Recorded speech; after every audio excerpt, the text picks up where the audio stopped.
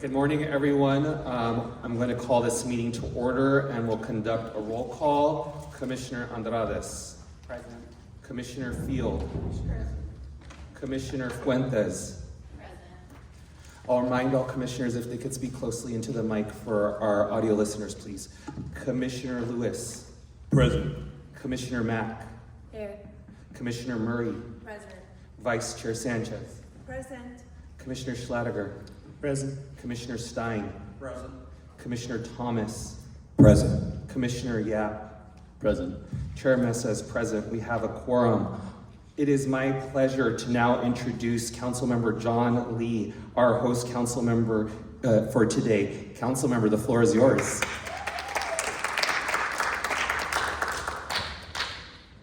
Okay, well, thank you so much, commissioners, for being here. And for all of you who are not from CD12, welcome to the best district in the city of Los Angeles. I'm a little biased. I've lived here since 1978, so this is my community, and I'm really proud that when we're able to host things like this that bring a part of City Hall out to the Valley, because we are technically, us and CD15, the furthest away from City Hall. So having opportunities like this to be a part of the process is something that I value.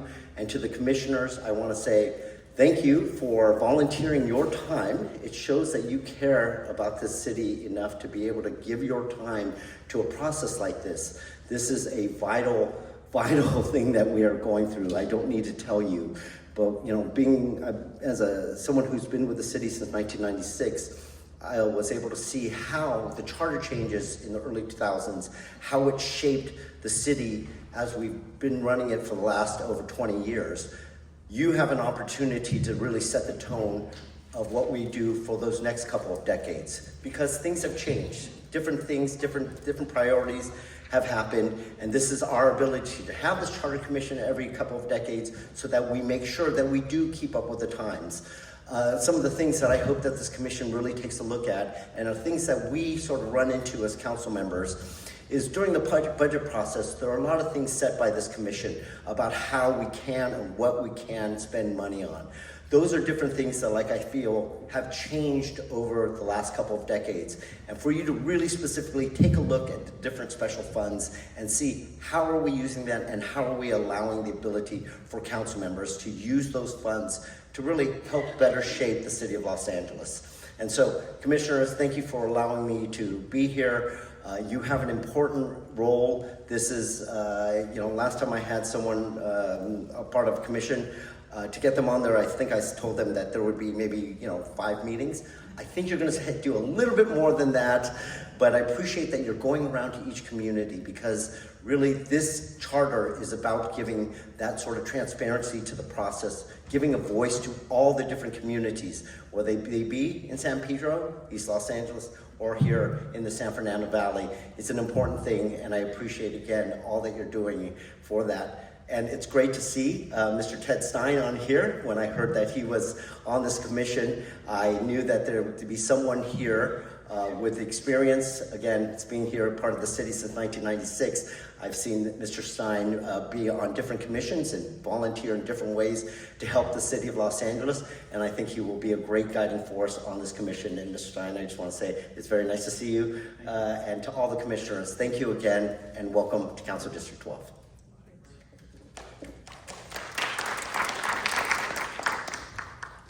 We now move on to multiple items of public comment. Speakers will have 1 minute per item to speak, a maximum of 2 minutes. The subject of their comments must be on topic with items on today's agenda. Spanish interpretation is available, and I'll ask the interpreter to come speak about that. And also, Mr. Chair, I'll be timekeeper today. Okay, and do we need, give us 1 minute, everyone.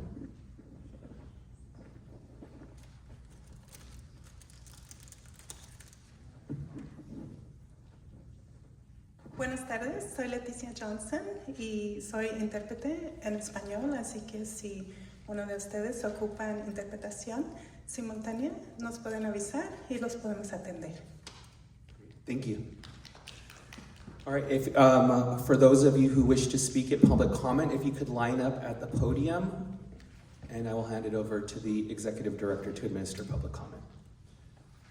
Thank you. Please come up, state your name, and I'll start your timer. You have 2 minutes. Please stay on topic for the 2 items. Hi.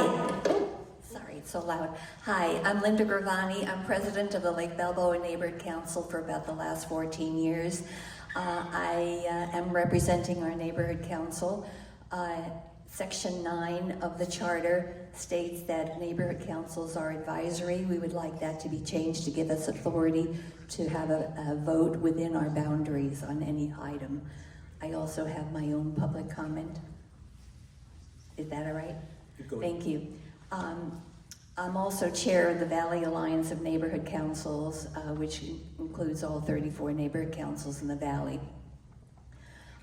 Due to the fact that 3 council members were sentenced to prison for corruption, another facing embezzlement and perjury charges, I recommend the charter require council members to identify why they voted for or against an item, that all council members remain in the horseshoe during council meetings.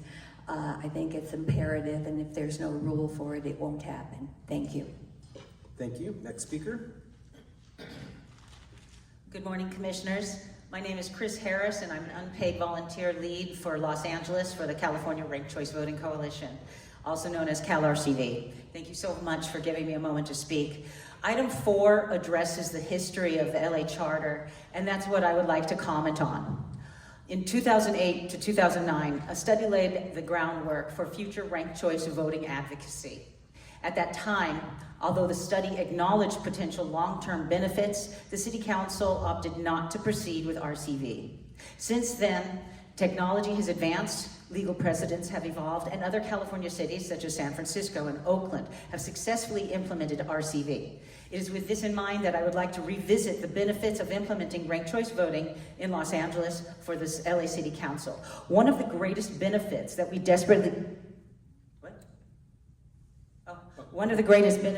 desperately need in Los Angeles and throughout the United States is that winners elected with RCV have a true majority support. It is the path to uniting the diverse groups that make up our enormous city. It also discourages negative campaigning. Candidates must compete for second choice support from their opponent's supporters. It saves money. RCV is faster, cheaper, and a better alternative to expensive preliminary elections and runoffs. Eliminating primaries could save several millions of dollars of taxpayer money in election administration and public financing costs. It also lowers the barrier to entry. RCV makes it easier for women and candidates of color to run and win, as they can run without fear of the spoiler effect, which is eliminated by RCV. Lastly, but just as important, it increases voter turnout. With a broader swath of candidates running and the knowledge that no votes are wasted, voters come to the polls with an increased confidence that their voices are being heard. Thank you. Thank you. Next speaker. Good morning, Commissioners. I'm Ross Weisstroffer, a volunteer at the Fair Rep LA Coalition, speaking as an individual on agenda items 1 and 4, starting with item 4. At the last meeting, including rather recently, we heard a lot about experience. And as we revisit the 1999 Charter Reform now, I want to lift up the experience and skills of George Kiefer and Erwin Chemerinsky, the Commission chairs who helped make our city as we know it today. Charter reform happened in 1999 not only because they were respected public leaders, but because as chairs they were outside City Hall's day-to-day rivalries. Because they stood just outside those conflicts, they became conduits between the public, the Commission, and City Hall. They also succeeded because they built coalitions with each other, with the media, the business community, the civic sector, with labor. They didn't just preside over meetings, they drove proactive outreach for community backing that they knew from the start would be essential if reform is going to earn the trust and votes of all Angelenos. Now to item 1, selecting leadership today. This commission, and especially its chair, must again build trust both inside and outside this body, and as agenda setters who shape tone, narrative, and public framing of charter reform as a whole, the chair has to navigate conflict while mobilizing diverse groups to buy in to the work ahead. And that is why I'm speaking again in support of Raymond Meza as this body's chair.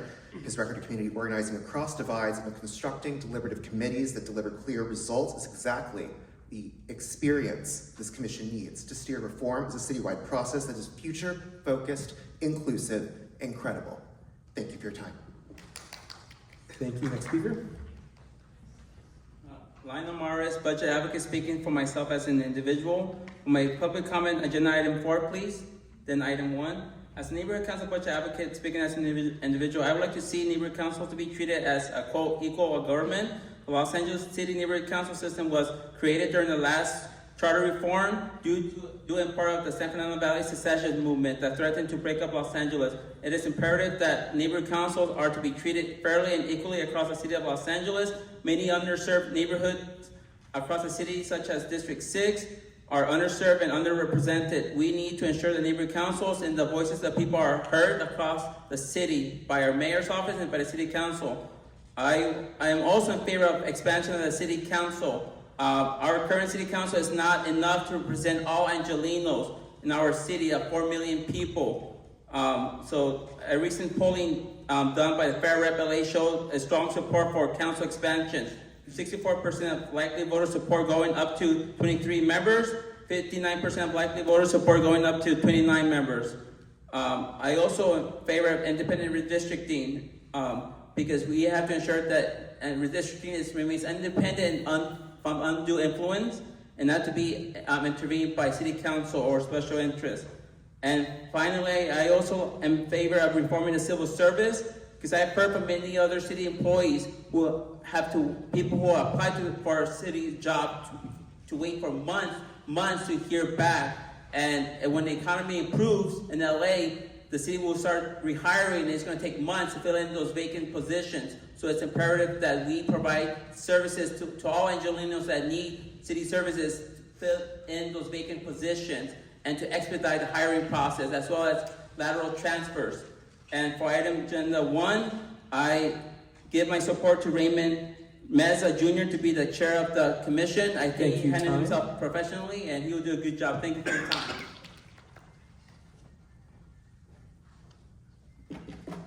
Go ahead. Hi, I'm Jamie York. I'm the president of the Reseda Neighborhood Council, but I'm speaking on behalf of myself as an individual. I'd like to speak on items 1 and 4. I think it's really great that you have Raphael Sonenshein here, who wrote probably the commanding volume that we have on the previous charter process. But the one thing that I'm aware from reading that book is that this charter process will be understood within the context of everything that came before it, which is why I cannot ignore that one of our leading candidates for the leader of this commission is Mr. Stein, who has a lot of context associated with him. And this charter commission, if you elect him, will be judged within that context. Mr. Stein has the privilege of being not part of one, but 2 significant reforms in the city of Los Angeles, both of which were based on his actions. The first one had to do with the labor ordinance that called in 1995, which was responsible for 300 low-wage service workers with up to 20 years seniority losing their jobs. But the irony of that is that the city passed its worker retention and living wage ordinances as a result of that.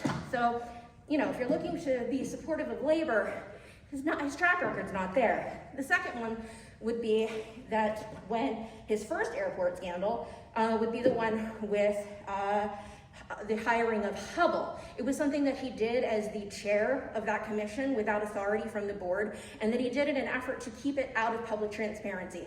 I would ask that this board would prioritize transparency. It led to international headlines, what he did. And then, of course, we have the second airport scandal, which was about hosting fundraisers for folks at his home. Despite the fact that there was a clear ordinance at the time that prohibited fundraising, he quibbled at the edges of it that, oh, just having it at my home didn't count, which led to a revision of our ordinance that doesn't allow commissioners to host fundraisers. And something, Mr. Schlager, despite your vote, I know that you're aware of because I looked back at the count, and that was something that you spoke in favor of passing as a reform. Thank you so much. We're at time. Thank you. Next speaker, go ahead. Hi, Mike Feinstein, former Santa Monica mayor, speaking on 1 and 4. I participated in the 1999 process, arguing for ranked choice voting at that time.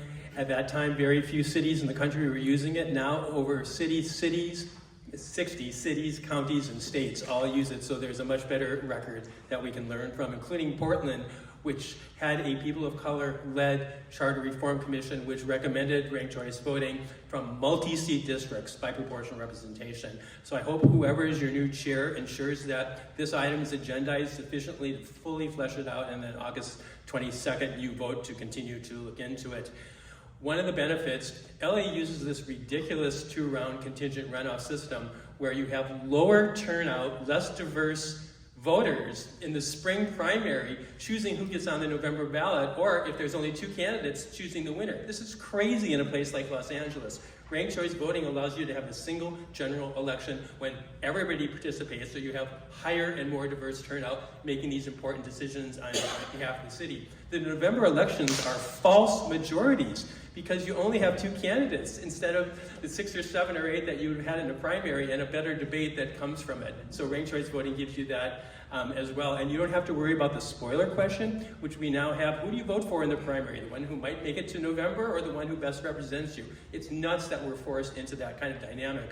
By having a single election in November, your public financing dollars, both from your matching fund system that you have now, and maybe the democracy vouchers, are used for 1 election instead of 2. They go further. Makes much more sense, makes the system more sustainable.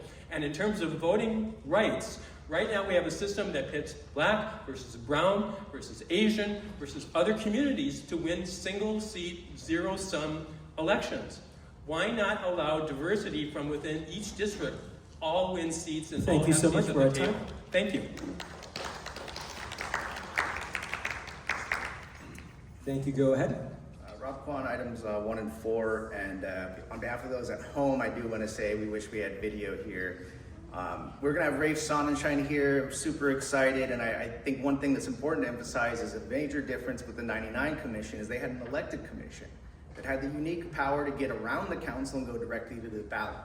Another really big difference is that those charter coalitions were built under a Mayor Bradley, a Mayor Reardon, Garcetti, those that were actually leading the effort. With those charter commissions, they played an active role. Our mayor has played an active role in holding up this commission for the better part of a year.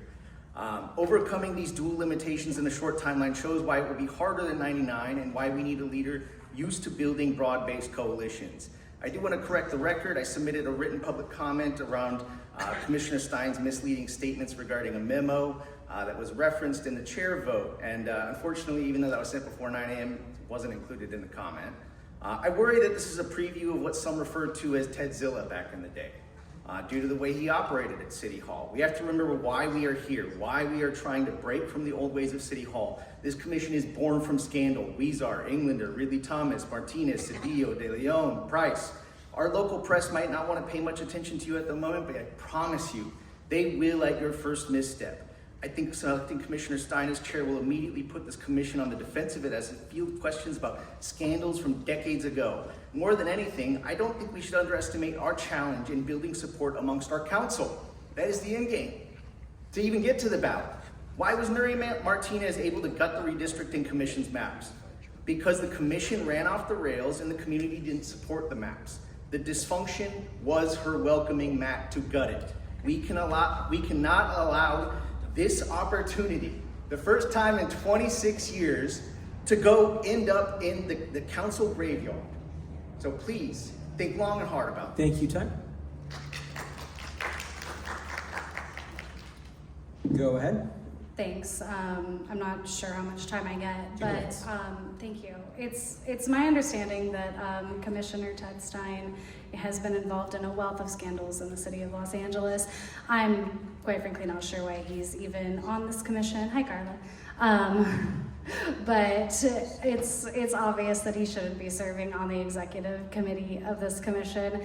I find it really interesting that the way the city's been embroiled in scandal in the short time that I've been involved in civics in Los Angeles, which has been roughly for the past 2.5 to 4 years with varying levels of involvement. It seems like the nepotism runs really deep. The sort of incestuous involvement runs really deep. And I definitely don't have a lot of faith in a board that's been appointed by the very politicians who we need more accountability from. But I think today the least you could do is make sure you keep Ted Stein off of the executive committee. And I hope that this charter is sincerely listening to the people and they're not going the way of city council, which is to sit in front of your audience, ignore everything that's said, and then do what's most politically expedient. Thank you. Thank you so much. Just to check, is this our last speaker? Fantastic, we'll close the list. Sorry, I just rolled in, so can you just explain to me real quick, like the procedure for the public comment? Is it like item and public comment, or how does that work? You have 2 minutes to speak, and to speak on topics on the agenda today. Okay, cool. So it's just 2 minutes for all of the above? Time starting now. Okay, real quick, thank you guys for facing the public.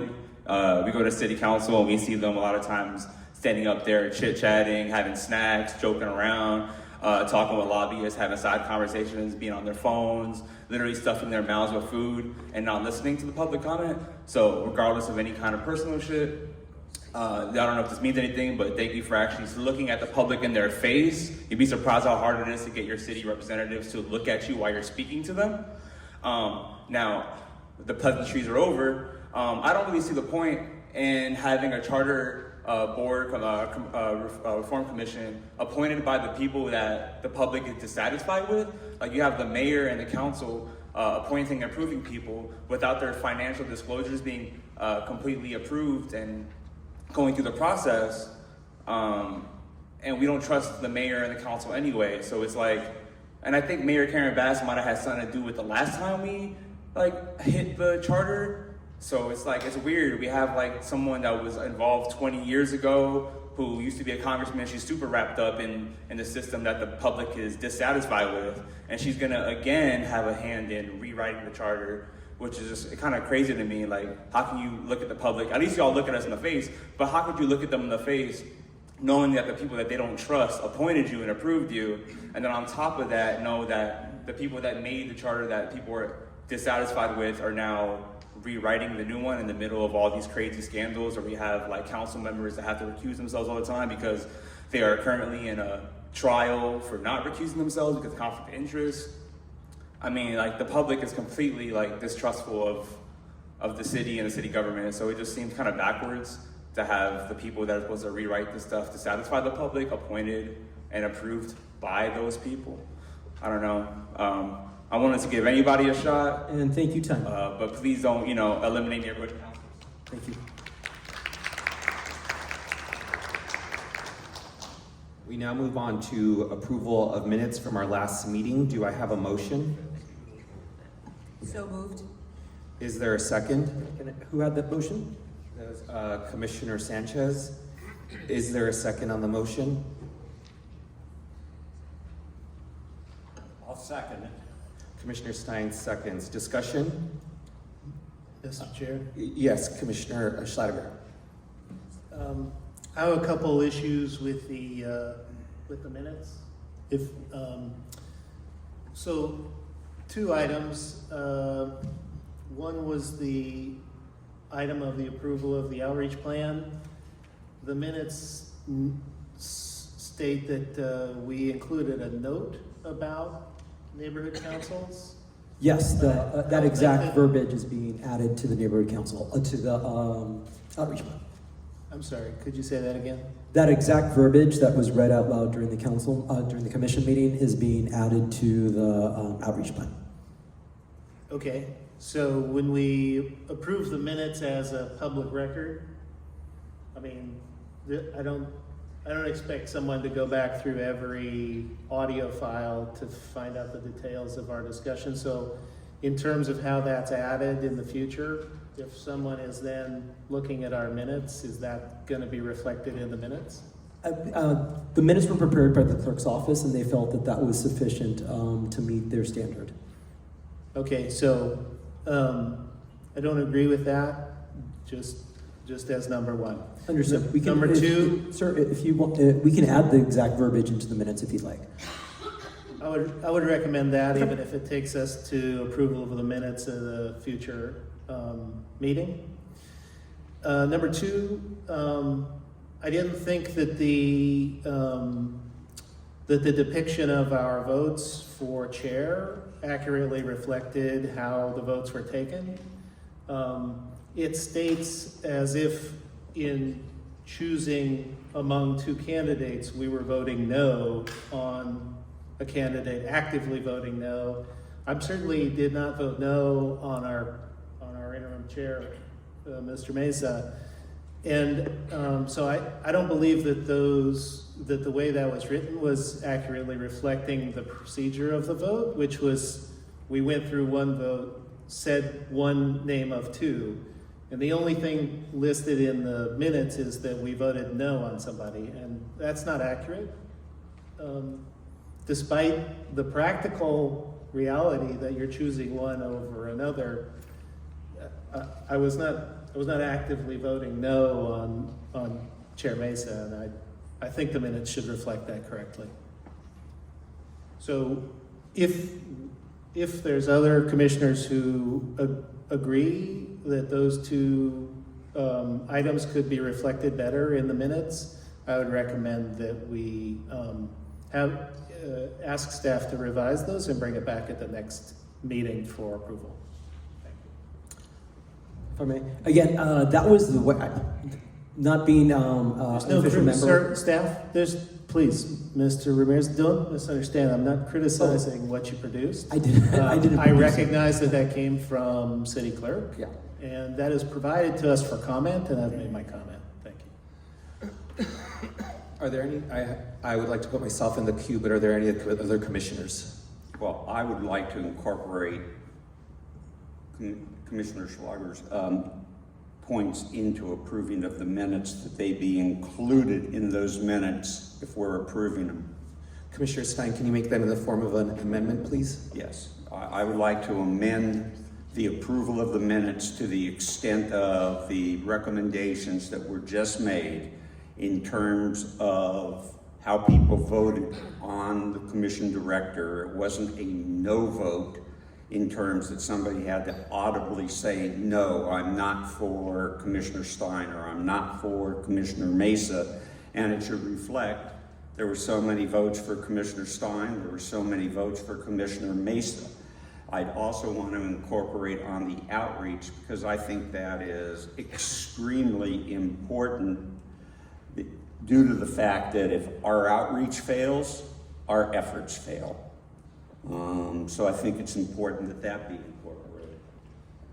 I second the motion. The motion before us is, Commissioner Stein, just to clarify, your motion is to amend, but to approve with those changes?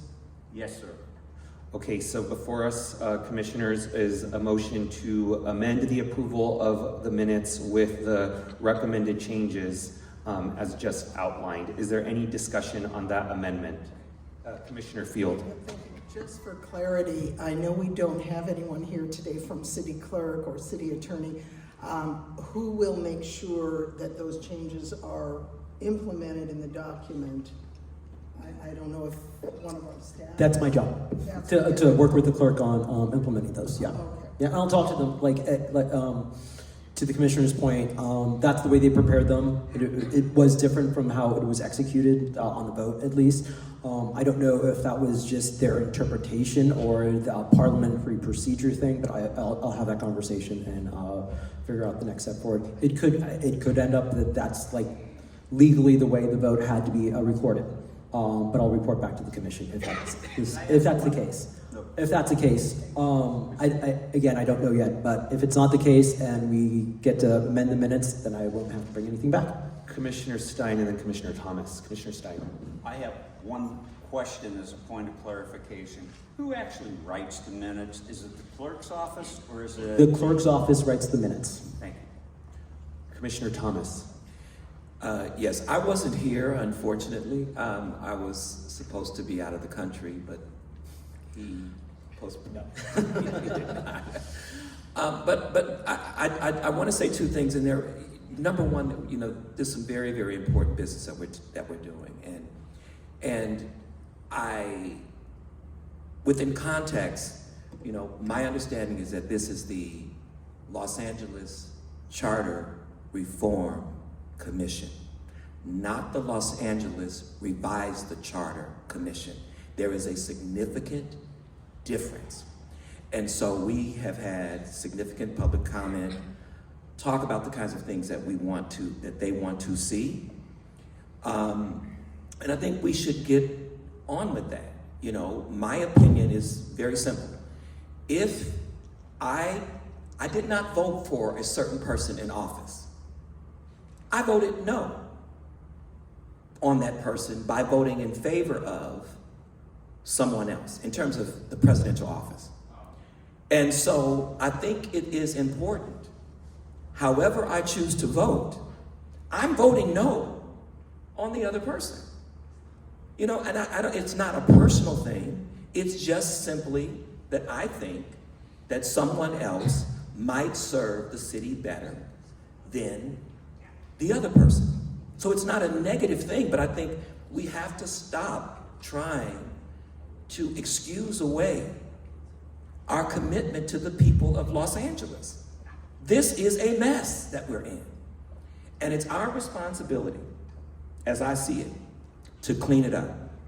And if we're not going to include all of the voices in Los Angeles, whether we like those voices or not, whether they yell and scream at us or not, then we're not serious about the work that we need to do. And so I just wanted to make that comment. However I vote, it will not be against either one of you. It will not be against either one of you. Ultimately, though, if I'm recording the minutes, I think it should reflect that there were some choices that were made over another choice, and that's what I think the minutes reflect. Are there any other commissioners who wish to discuss the amendment? Okay, seeing none, I'll take a roll call vote on the amendment. So the motion before us is to approve the minutes with an amendment to include the changes that were discussed. Okay, Commissioner Andrades. Aye. Commissioner Field. Yes. I'll remind commissioners to please speak in the mic. Commissioner Fuentes. Aye. Commissioner Lewis. Aye. Commissioner Mack. Aye. Commissioner Murray. Aye. Vice Chair Sanchez. Aye. Commissioner Schlatter. Yes, thank you. Commissioner Stein. Yes. Commissioner Thomas. Yes. Commissioner Yap. Aye. Chair Mesa, yes. Okay, the motion as amended is now before us. Is there any discussion on the motion as amended? The motion as amended is to approve the minutes with the changes. All right, seeing no discussion, is there any objection to approving the motion as amended? All right, without objection. Thank you, commissioners. We now move to Neighborhood Council comment/community impact statements. Are there any present that have approved community impact statements relevant to today's proceedings? All right. Seeing none, now our executive director would like to give a brief report. Thank you, Mr. Chair. This will be very brief. Thank you, commissioners. I mainly want to update you all on the outstanding appointment to this commission. I've spoken with the Council President Pro Tem's office, and they are in the process of interviewing folks for the appointment. I am meeting further with them next week to give them an update on this commission's work and to get their update on their progress towards sending us an appointee. So that is the latest on that. Further, I wanted to report, based on conversations had at this commission meeting last week, that staff will be working on bringing to this commission committees for commissioners to serve on, at least at first to take a look at the additional issues that the commissioners would like to study for the charter amendments. These are issues that were discussed last week. It's zeroing in on topics that weren't a part of the original outreach plan. So we'll be working on committees for this commission to serve on for that. I will bring that to a future agenda. Last, I want to say that I will be bringing more detail to the commission on city fabric in the coming days. I'm also working with City Attorney's Office just on communication on past agenda items in relation to how I communicate. So I just want to cross those T's and dot those I's before I communicate to you all on a past agenda item. But updates to come. That concludes my report. Great. We now move on to item 1, and I again will turn over this item to our vice chair. Thank you, Chair Mesa. I want to take a moment to welcome Commissioners Thomas and Fuentes to their first meeting today. And thank you to Councilmember Lee for hosting us in the beautiful San Fernando Valley. We move on to item number 1. It's carried over from Wednesday's meeting, the election of Commission Chair. Do we have a nomination for Chair? I'd like to start with nominating Chair Commissioner Mesa. Is there a second? I second that motion. Sorry, it's first by Sanchez. Second by Andrades. Andrades. Any other nominations? If I may, for the sake of discussion and to allow candidates to be able to present themselves again beyond the single meeting, I will nominate Commissioner Stein, please.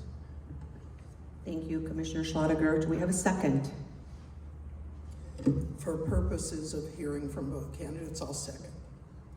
Thank you, Commissioner Field. Are there any other nominations for Chair? Perfect. I'd like to now give the microphone over to both. We'll start with Commissioner Stein. You'll have 3 minutes to speak. Thank you. Thank you, Madam. I'm sorry. I interrupt somebody? I'm hitting the timer for you, sir. Go.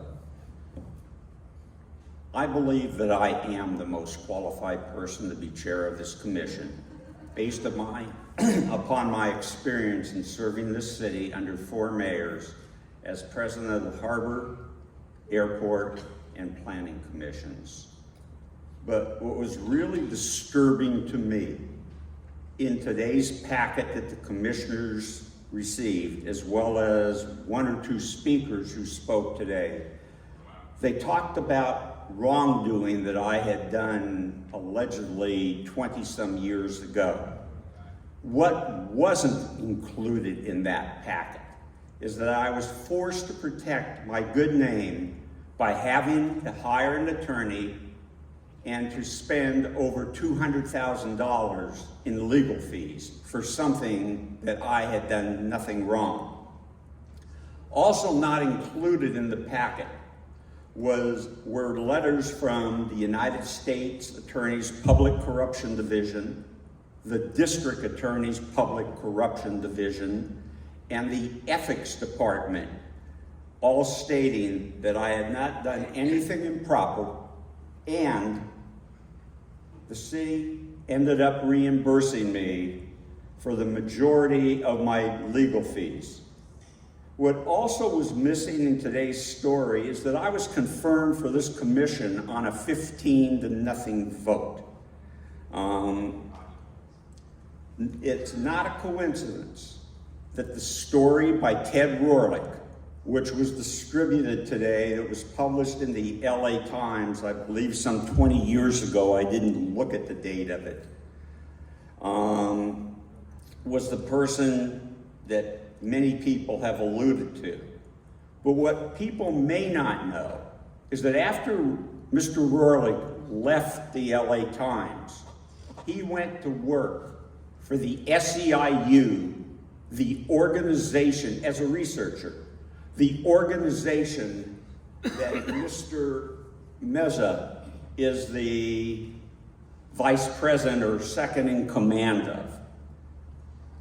I'm offended that anybody would stoop to this level of politics, including Mr. Meza, and try to make a decision on who should chair this commission based upon a false, derogatory story that had been cleared by 3 prosecutorial agencies. I have never been, and I never will be in anybody's pocket. And I know that that could rub some people the wrong way. Thank you, Commissioner Time. No, I had 4 minutes. Excuse me? She said 3? I said 3. It was 2 to 3. And it was 2 usually, and I gave you another minute, which Well, is 3. thank you. Thank you, It Commissioner. is a difficult task of chairing a commission efficiently Commissioner and Stein, 30 seconds more. Can I give him 30 seconds more? Go for it. Thank you. Your call.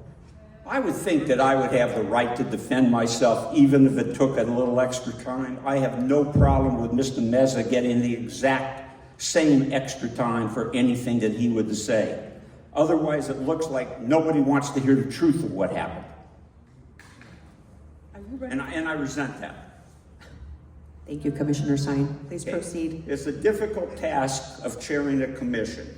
Meetings get very contentious. 30 seconds. And Vice basically, Chair. we need to figure out a way to do things more efficiently. We started out with basically 18 to 20 meetings. It went to 29, and that was out any consultation with the commission. I don't know how many of my fellow commissioners, even though I'm retired, have the time to put in those efforts. And as for the outreach, I'm going to have to make this brief. We hired a company that is based in Long Beach, that is known for its planning and land use matters. They have never, ever tackled something as difficult as charter reform. And the crux of the matter is, this team did not reflect the community, and it did not reflect the makeup of this commission. Basically, there were no African Americans that I could see on the website that were there, but most importantly, Council Districts 8, 9, and 10 are African American led. And there is no reason why there should not be an addition to their team to include local hiring and local people familiar with those. Again, they are based in Long Beach, a city of 450,000, and they're asked to do something here in a city of approximately 4 million. Time is limited, so I'm going to have to bring this to a close.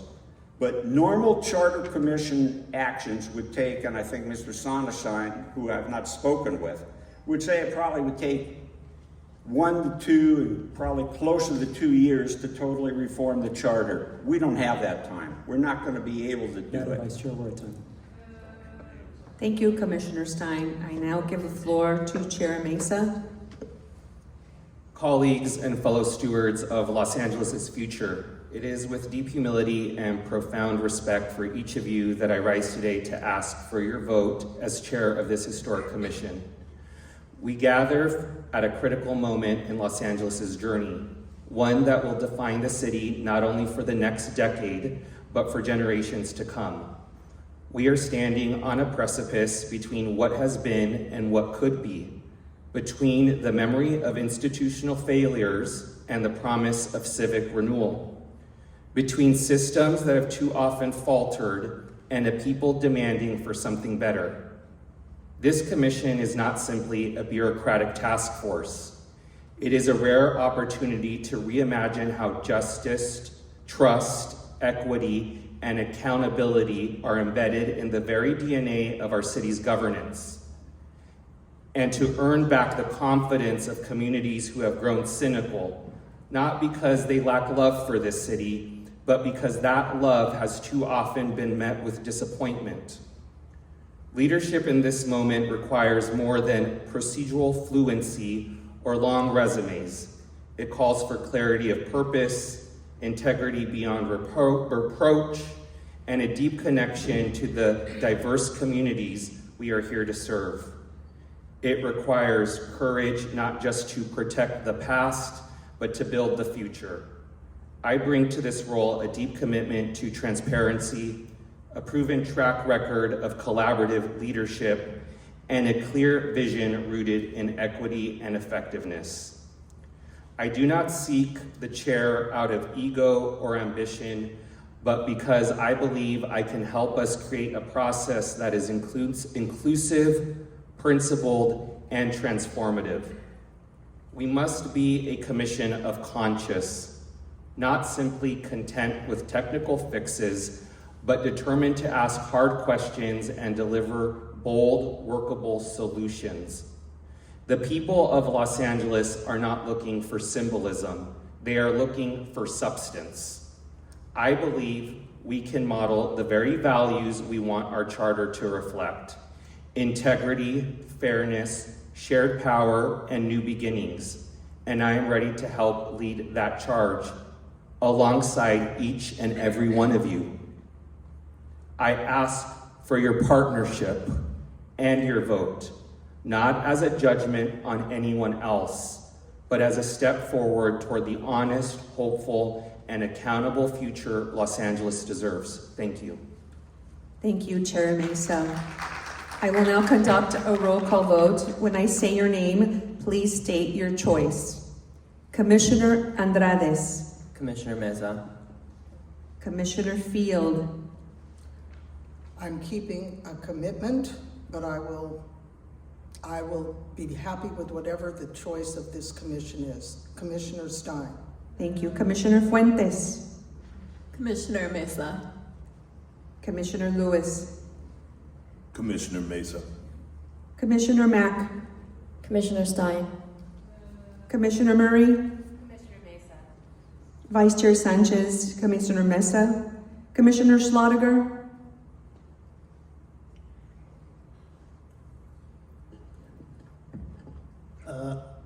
It's my opinion that this body is not going to be dictated by this single vote. I'm going to maintain at this time my vote for Commissioner Stein for the reasons of experience that I had been attracted to him originally. Thank you. Thank you, Commissioner. Commissioner Stein. Commissioner Stein. Thank you. Commissioner Thomas. Well, based upon what I've heard, I wasn't at the last meeting, but I do think that it's important for change. And while I can appreciate the vast amount of experience of Commissioner Stein, I appreciate it. However, I think one of the things that's happened in this city is we haven't been prepared or capable, as it seems, to pass the baton. There is a time, and I think the time is now, to pass the baton. I would hope that inasmuch as, if it is in fact that the baton is passed, that Commissioner Stein would be even more committed to making sure that the new person is successful. Again, this is not personal. This is our responsibility, this is our obligation, and we have to do what is in the best interest of the people of Los Angeles as it relates to how we personally feel. And so, while I don't know either one of them, I am always going to lean towards people who are committed to change and people who are not a part of the old guard. And I don't say that to be disrespectful or to be mean-spirited. We have to be willing to be the change we want to see. And sometimes doing that, it takes risk. And so for whoever is elected, I am committed to making sure that they are successful in as much as I am committed to making sure that every person who resides in this city has a real voice, a real voice. This will not be a bureaucratic process for me. It will not be. And so in saying all of that, I'm voting for Commissioner Mason. Thank you, Commissioner Thomas. Commissioner Yap. I would be pleased with the leadership of either of the candidates and admire their strong interest in this role. I'm voting for Commissioner Stein. Thank you. Chair Mesa. Commissioner Mesa. Thank you very much. Director, can you confirm the votes, please? Yes, Madam Vice Chair, I have 7 votes for Mesa, 5 votes for Stein. The election required 7 votes. So interim chair is now made chair. Thank you. I now hand over the microphone to the chair. We will now move to our next item on the agenda, the election of a vice chair. Do we have any nominations? I nominate Commissioner Sanchez. Commissioner Murray nominates Commissioner Sanchez. Is there a second? Second. Commissioner Lewis seconds. Are there any other nominations for vice chair? This is Commissioner Yap. I nominate myself for vice chair. I second that. Right, there is a nomination for Commissioner Yap from Commissioner Yap and a second from Commissioner Stein. I am happy to give each, are there any other nominations for vice chair? Okay, seeing none, I am happy to give each candidate 2 to 3 minutes to provide a statement. Commissioner Yap. Thank you, fellow commissioners. It would be an honor to serve as your vice chair. And first, I'd like to thank the many who supported my appointment to this commission. Leaders from across LA in advocacy, equity, law, education, media, and small business, as well as elected officials and coalitions like Our LA, along with nonprofit and civic partners like LA Forward. Together, this is a group representing thousands of voices across the city, and I'm here because of their belief in an inclusive governance for this historic commission. I'm passionate about this work and the opportunity we have to reflect LA's diversity, complexity, and values in how we govern. I share in many ways what Commissioner Thomas just said about a lot of the change that we must be. We've heard clearly in public comment about key themes of transparent governance and inclusive outreach. Themes that build trust.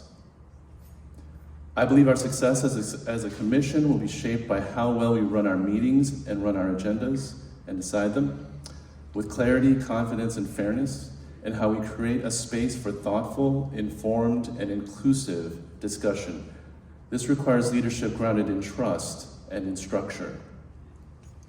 I've spent my 25-year legal career advising leaders, boards, and executives through decisions and meetings in these same themes, with these same themes. I have the experience in a variety of settings and industries. As a business leader, I've been a legal executive in public and mid-cap and Fortune 500 companies, also advising public and private corporate boards. I've helped guide organizations through risk, anti-corruption efforts, reform. And I have experience in small business as a co-founder of a technology business based in Greater LA. As a civic and community leader, I served as president of the East LA Area Planning Commission, chairing public meetings, and I've led many initiatives as a board member of nonprofits serving underrepresented communities and first-generation college students. Leadership in these roles has meant knowing when to listen, when to guide, and how to bring order to complex issues. It's meant creating open environments where progress can be made in the midst of respectful disagreement. Whether the work has been rules-based or emotionally charged, strong leadership must always include trust and structure. 15 seconds. I'll bring this broad leadership to this role as vice chair, and I'll do my best to support Chairman Mesa. I'll focus on process, yes, but also people, so that we can have a charter that reflects the vision and voices of the commission and our city of Los Angeles. Thank you, and I hope to have your vote.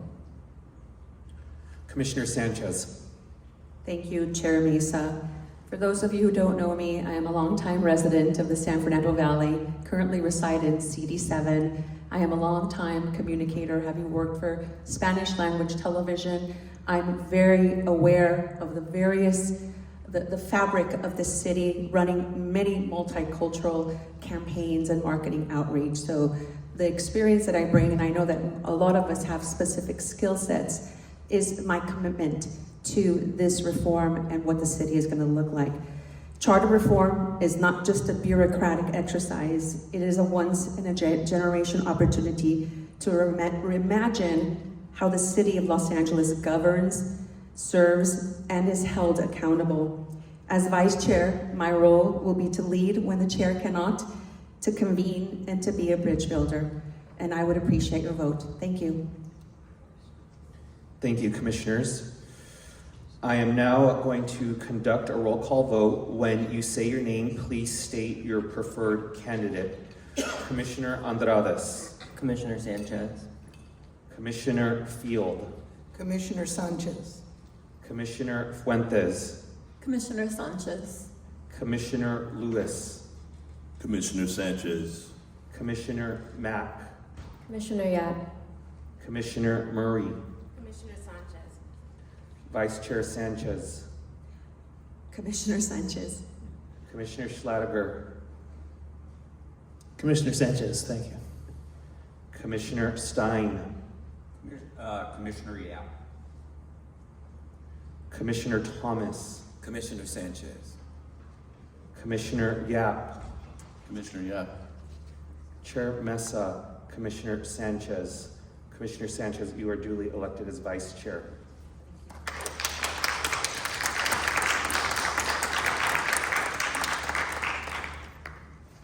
All right, I now turn our business to the next item, which is election of the second Vice Chair.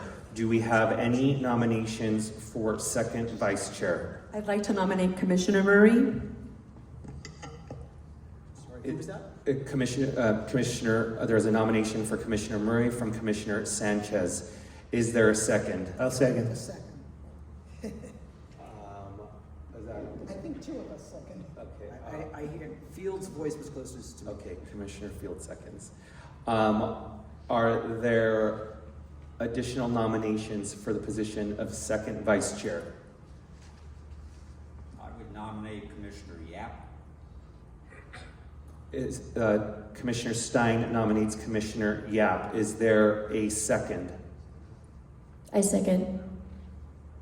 Commissioner Mack seconds. Are there any further nominations for the position of second Vice Chair? Seeing none, I am happy to give each candidate 2 to 3 minutes to make a statement. Commissioner Murray. I'll make this very brief because I really want to get on to the speakers. I have extensive experience in leadership. I was recently president of the City Ethics Commission, and I'm a practicing lawyer for over 30 years in the district attorney's office. I don't want to get bogged down in administrative tasks and petty infighting. I am ready to get onto the business of this commission, which is hearing from the community and trying to make Los Angeles a better place. And I appreciate the nomination from my fellow commissioners. Thank you. Commissioner Yap. Thank you. I have very similar comments to what I had just shared, so I think we can get on with the vote as well. Thank you, commissioners. I will conduct a roll call vote. When I say your name, please state your preferred candidate. Commissioner Andrades. Commissioner Murray. Commissioner Field. Commissioner Murray. Commissioner Fuentes. Commissioner Murray. Commissioner Lewis. Commissioner Murray. Commissioner Mack. Commissioner Yap. Commissioner Murray. Commissioner Murray. Vice Chair Sanchez. Commissioner Murray. Commissioner Schladiger. Murray. Commissioner Stein. Commissioner Yap. Commissioner Thomas. Murray. Commissioner Yap. Commissioner Yap. Chair Mesa votes for Commissioner Yap. Commissioner Murray, you are duly elected. Congratulations.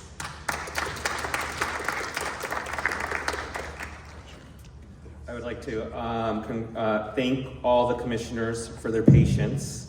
Item 4 is a study session that all of us are very much looking forward to. The history of the Los Angeles Charter. I'm going to turn it over to our staff to facilitate. Thank you, Mr. Chair, and congratulations to our executive board of 3 officers, and congratulations to this entire commission for this work today. I'm very excited for us moving forward and for the many great things that this commission will be doing. Today we have 3 valuable city public servants of past, present, and future, again at some point, which would make Dickens proud. Eric Shockman and Rafe Sonenshein were both leaders of the 2 1999 commissions on charter reform. And Chris Espinoza is from our Office of the Legislative Analyst. I'm going to let them introduce themselves, and we're going to start with Eric to give his presentation. Okay. And commissioners, we're going to give each of these speakers about 10 to 15 minutes to speak, and then we'll do equal amount of time of 10 to 15 minutes of discussion led by our chair. Really quick comment here. In the spirit of transparency, I left my pen in the car, everyone. So I usually take notes on my phone. So I just want you all to know, as you see me on my phone doing this, I'm taking notes, all right? So I just want you all to know that in advance. I got all your text messages though. I'll probably still take notes on my phone. All right, can everyone hear me? Yes. Great. Let me introduce myself. First of all, I am not Erwin Chemerinsky. For those of you who are expecting Erwin Chemerinsky, he is in Berkeley filing lawsuits against the orange animal. If you disagree with me, tough shit. Commissioners, congratulations. You have a lot of work to do. For leadership, congratulations. You have even more work to do. So get ready. For staff, I don't know what to tell you. I don't even know how to advise you. I just know that Erwin Chemerinsky was my soulmate for many years. I'm Dr. Shockman. I was, at the time, the pro bono policy director for the elected Charter Commission. Why was I pro bono?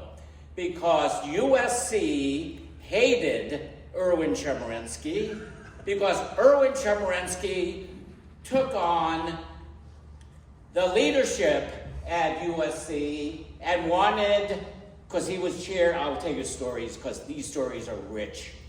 Erwin Chemerinsky was chair of the faculty at the time, and he wanted Steve Sample to allow gay people to have jobs and to have equal rights at USC. And Steve Sample said, no way, Jose, we don't give them equal pay. This was 1999, of course. And we're going, Erwin, shut up.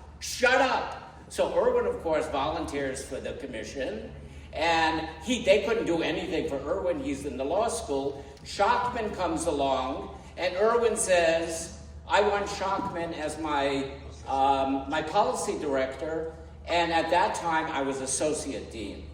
They could control me. I wasn't on the faculty. They then could control my pay.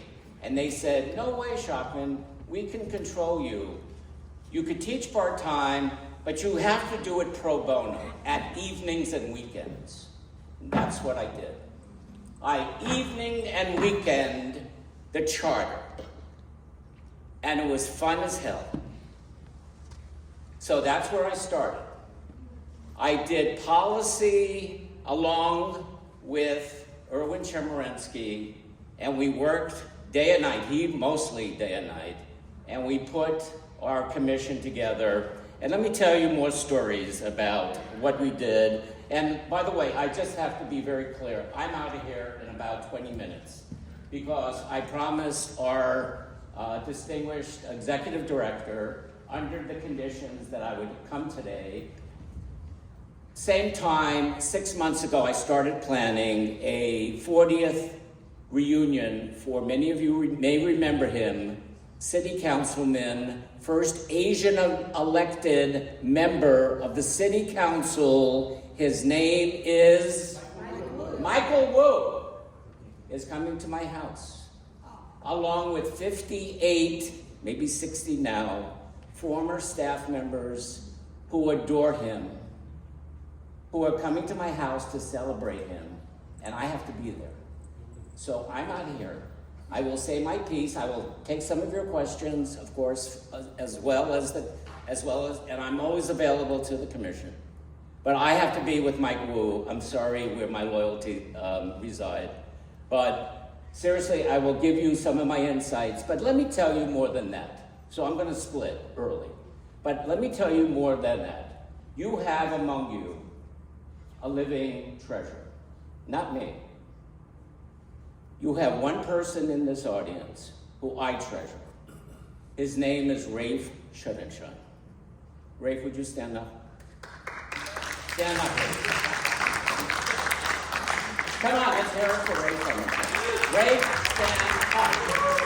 Rafe, stand up. Stand up. Okay, stand up. Let me tell you about Rafe. Rafe is a dedicated educator. He is embodied the city of Los Angeles in heart, soul, and mind, although he lives in Santa Monica. But I can tell you that Rafe and I have crisscrossed our careers throughout our tenure as academics, as practitioners in urban government, and Rafe, to me, is my mentor. He literally has sacrificed his soul for the city. When he got appointed to really run, along with George Kiefer, the appointed Charter Commission, it was a blessing. Because we knew at the end this was going to merge. I think there was a real instinct among us on the staff level and two other individuals outside of us that were pressuring us. John Mack and Eli Brogue. Remember Eli Brogue? He made a little museum out there. Powerhouses at the time. Powerhouses in their own legitimate rights of what they did for the city of LA. But let me tell you that was critical to merge us, because what we were doing in silos meant a lot for the city in how we came together. We were working literally in our own bastions. But what happened in our own worlds really did deserve to come together to function as a unison of what could benefit the city of LA. Let me cut to the chase, okay? Let me tell you my analysis.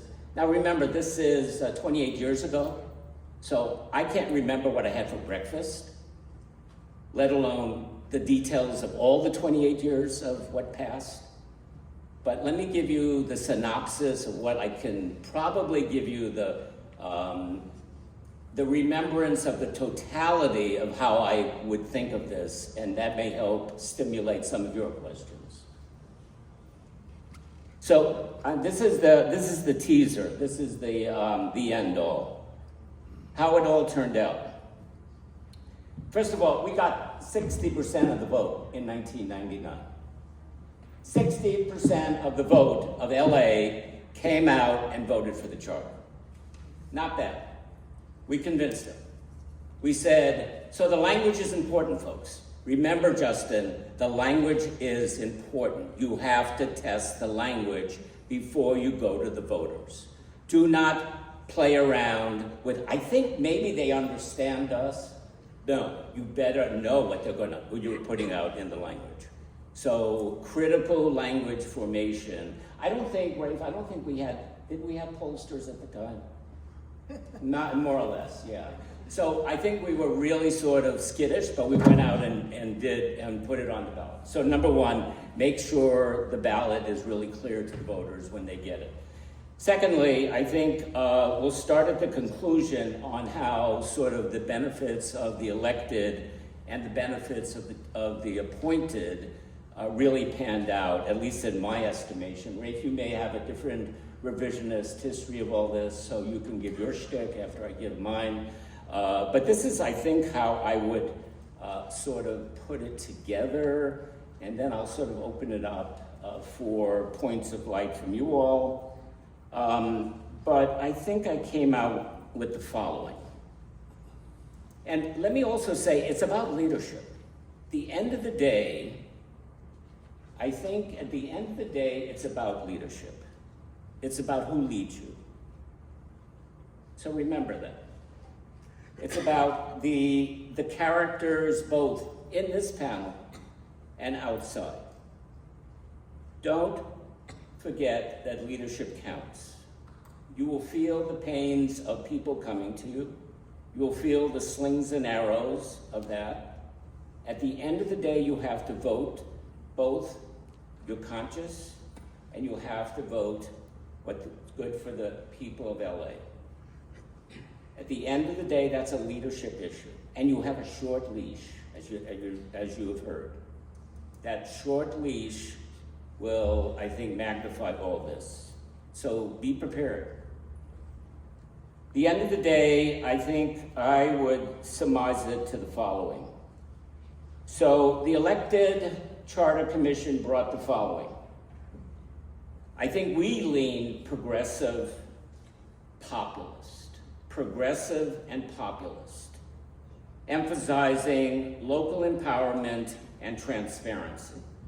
And that was probably because of Rafe, because of his liberal tint, because of his constitutional basis of his law, of constitutional basis as a law professor.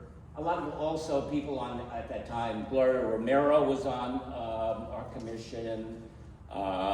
Some other people, Dennis Zine, who was then on the commission, who went on to be, I think he was representing part of the Valley at that time.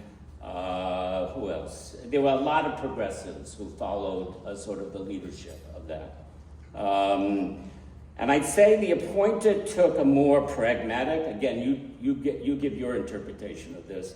I think the appointed commission brought more pragmatic, institutional approach. And maybe that's the kind of balance that I saw from sort of my perch. And I thought that prioritizing mostly operational clarity and a balance of power. So I think when we started those silos, I thought we sort of began from those two entities, that we were sort of teeter-tottering in those two frameworks that sort of brought those forces, and those were macro forces. Now, it doesn't mean that we weren't more, we also were worried about balance of power and how that would pan out. The final charter reflected, of course, a compromise. And we leaned towards the elected commission or neighborhood councils. Who hears from neighborhood councils? So, congratulations, we birthed you. How do you feel birthed? We birthed you. But let me tell you, we didn't birth you as you are now.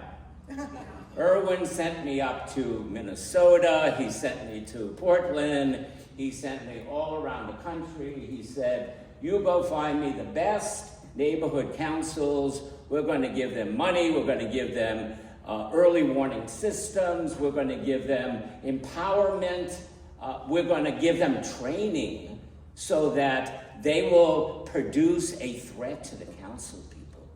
Oh, really, Erwin? Okay, let's see how that goes. Yeah, let's see how that goes, Erwin. Yeah, that was a good one. So we didn't get too far on that one. Remember, compromise, but we got neighborhood council, progressive point that LA still has. You know, more, right, it's not perfect. Not perfect. It's even less than perfect, okay. But, you know, again, that was our baby. They said, okay, we bought in for that.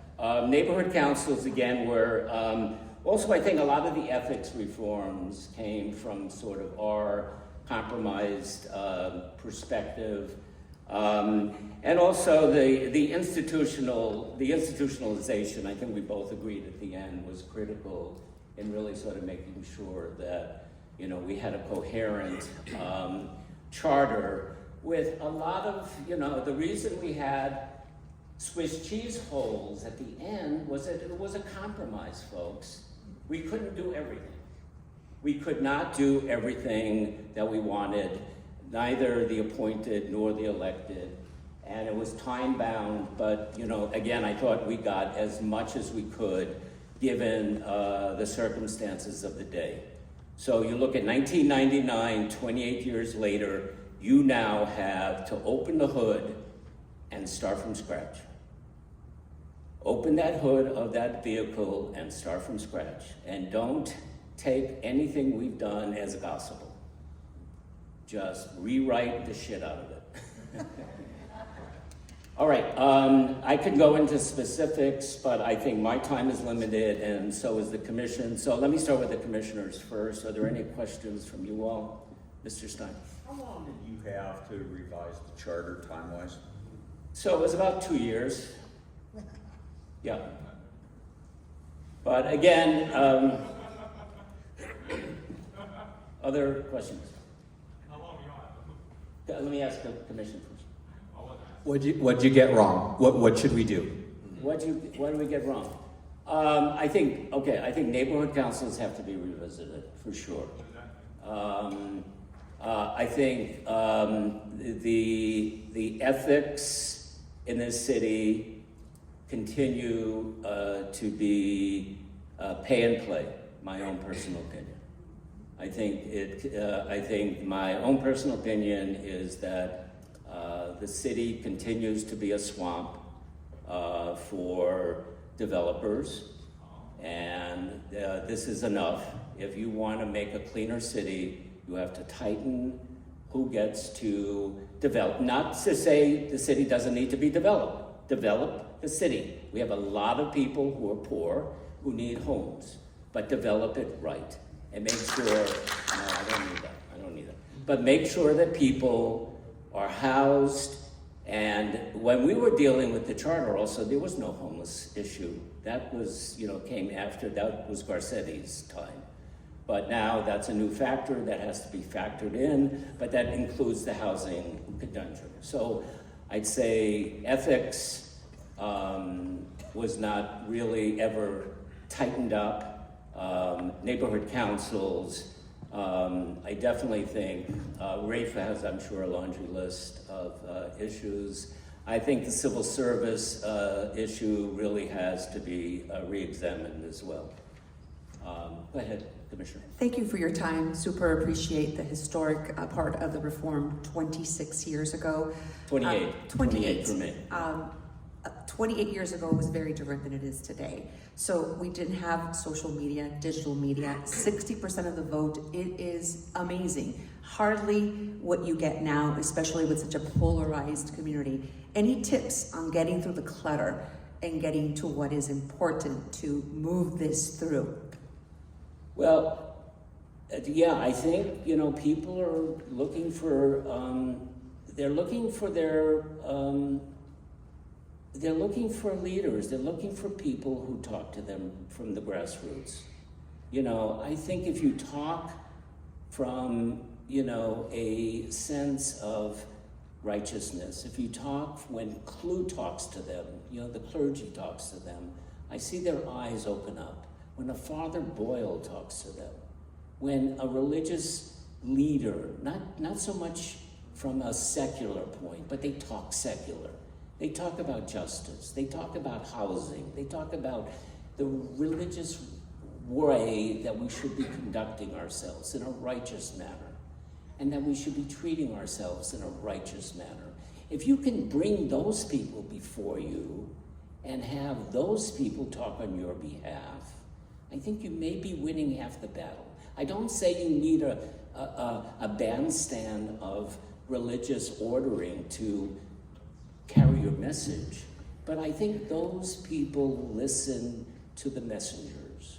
And I find that maybe we should build some bridges, especially in LA. Especially when people have lost faith in every pillar of hope. The media's gone, schools are gone, every pillar has sort of disappeared. So what's left? Give it a chance. Just Think of what you can build on that's already in the community. And that's what I'd say, Commissioner. There's very little sort of transparency or lineage left in LA. I grew up here. I was born in New York, but I grew up here. This is my home, and I'm not leaving. And I just think the salvaging of LA is in the communities, and let it percolate upwards, not downwards. And that's what I'd say where it comes from. Thank you. Yeah. Question. Yes, sir. Did you? Oh, thank you. When you reformed the charter, did it stop in city council first, or did it go straight to the voters on the ballot? I'm sorry, I can't hear. When you reformed the charter, did it go straight to the voters, or did it stop in city council first? Well, in your case, different. In your case, it would have to go to your patron. You would have to go back to your appointing entity, which is your commission, your council. Now, correct me, executive director, right? Yeah, but he's asking specifically what your process. Yeah, what did you do? Yeah, because I think it's different incentives and motivation. But nothing prevents you from then whatever your determination in council is taking it to the people. It seems to me if you've built momentum correctly, and it seems like you've empowered this body to move, and you've enlightened a community at large, that you now have an answer, irrespective of your handlers. You have a right to, if you have the answer, why would you keep it to them? Why would you let them nix it? I would say you have power. As a citizen commissioner, this is my opinion. I can talk because I'm an academic, and I can say anything I want, but you have power to then go to the people and put it on the ballot. So nothing is beyond you and your empowerment to then take it with a dutiful ballot to the people. Question. So, But I think you have more commissioners, and I do want to take one or two from the audience. So I really like what you said about the importance of language, how critical that is. I also like what you said about the tone of that language, speaking with, from an equity lens, essentially, is what I gather you're referring to. Right. And you also talked about 28 years ago being sent across the country to different cities to study models there. Are there cities that have gone through this process that have integrated what you talked about with language, a reform process that was rooted in justice, equity, etc., that you think we should look to? Yep. Well, you can look at the city of New York right now. There is there's a preamble to New York City's charter. What's to say you don't have a preamble to your charter? You have a lot of legal stuff that goes on to the charter, okay? But New York City has a preamble, and it talks about a city, a multi-ethnic democracy. What better way to go like this to the federal government? You can't record that, sir, right? It's been recorded. What better way to talk to the federal government by saying LA is a multi-ethnic democracy? Stay away from us. We know who we are. We know what makes us run. We know our demands. We know what makes us click. We know that we have a right. We have values. These are our values. Put it in your preamble, and New York already has it. 2020. Look at their preamble. If they can do it, why can't you? What's to say you can't do a preamble? We tried it. Irwin wanted to try it. We went to Canada. We looked at the Canadian preambles to all their municipalities. We couldn't get it through because 1999, you're talking socialism. We couldn't get it through. Now it's 2025. Try it. Put a preamble to your charter that says This is where we stand as a city. Challenge the city to meet it. Think about that. And also, let me add to that. What about all the past wrongs the city has done? Does anybody know about the 1871 massacre of the Chinese in Chinatown? Do you want to tell us quickly about it? This is the audience participation part. Then I'll stop. Then I'll stop. Quickly. Quickly. In the 1870s and 1880s, Actually, could we have him on the mic because this is... Yeah, come, quick, Thank you so quick, much, quick, quick. What's your name? Ross Weisdropper. Throughout the 1870s and 1880s, cities across the West Coast conducted ethnic cleansing known as the Pai Hua, which forced ethnic Chinese out of the cities, and some places entirely destroyed their Chinese. Wrong. 1871, Chinese massacre, Chinatown, the city of LA covered it up. 18 Chinese were slaughtered in Chinatown. If you don't take my word for it, there's a little plaque outside of the Chinese American Museum that says, "We screwed up." The city let 18 defendants go in the 1871. The city never apologized. But don't stop there. Why don't we continue and look at the deportations of Latinos? Why don't we look at the non-apology of AIDS during the AIDS crisis? Why don't we look at the series of other incidences? The city has never apologized for its past regresses. Why don't we offer an apologia in the city charter as a prelude to your actions? So we have a statement of value and we have an apologia. Do it. I challenge you. Do it. Put it out. Tell the people, we have conscience. This is the city that has feeling. And then we're going to write the rest of the mechanics. But do it at the end, not in the beginning, because it will take a lot of heat. Do it at the end, and that's my last point. Thank you. And then I'll take one more. There's a lot of enthusiasm today for council enlargement. In 99... Yes. The answer is yes. The answer is yes. What's different? What's different? Today. The question... Why did it pass, and what argument should they make to the people to pass it today? Why would they pass it today? Well, look at the debacle on the county level when the county was going to increase it, then they got screwed up with the conflict of J and G. I think the answer is, we should have enlarged it years ago. It is poor representation to keep it at 15, and you have more fiefdoms, but better to diffuse representation that way. I got to run. Thank you. Any more I can be reached later. I'll make sure the entire commission has Eric's contact information. Thank you. Thank you for your time and effort.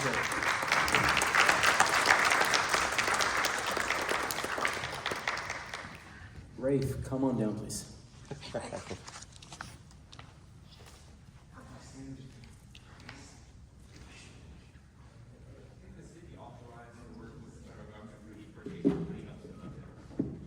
Hello, everybody.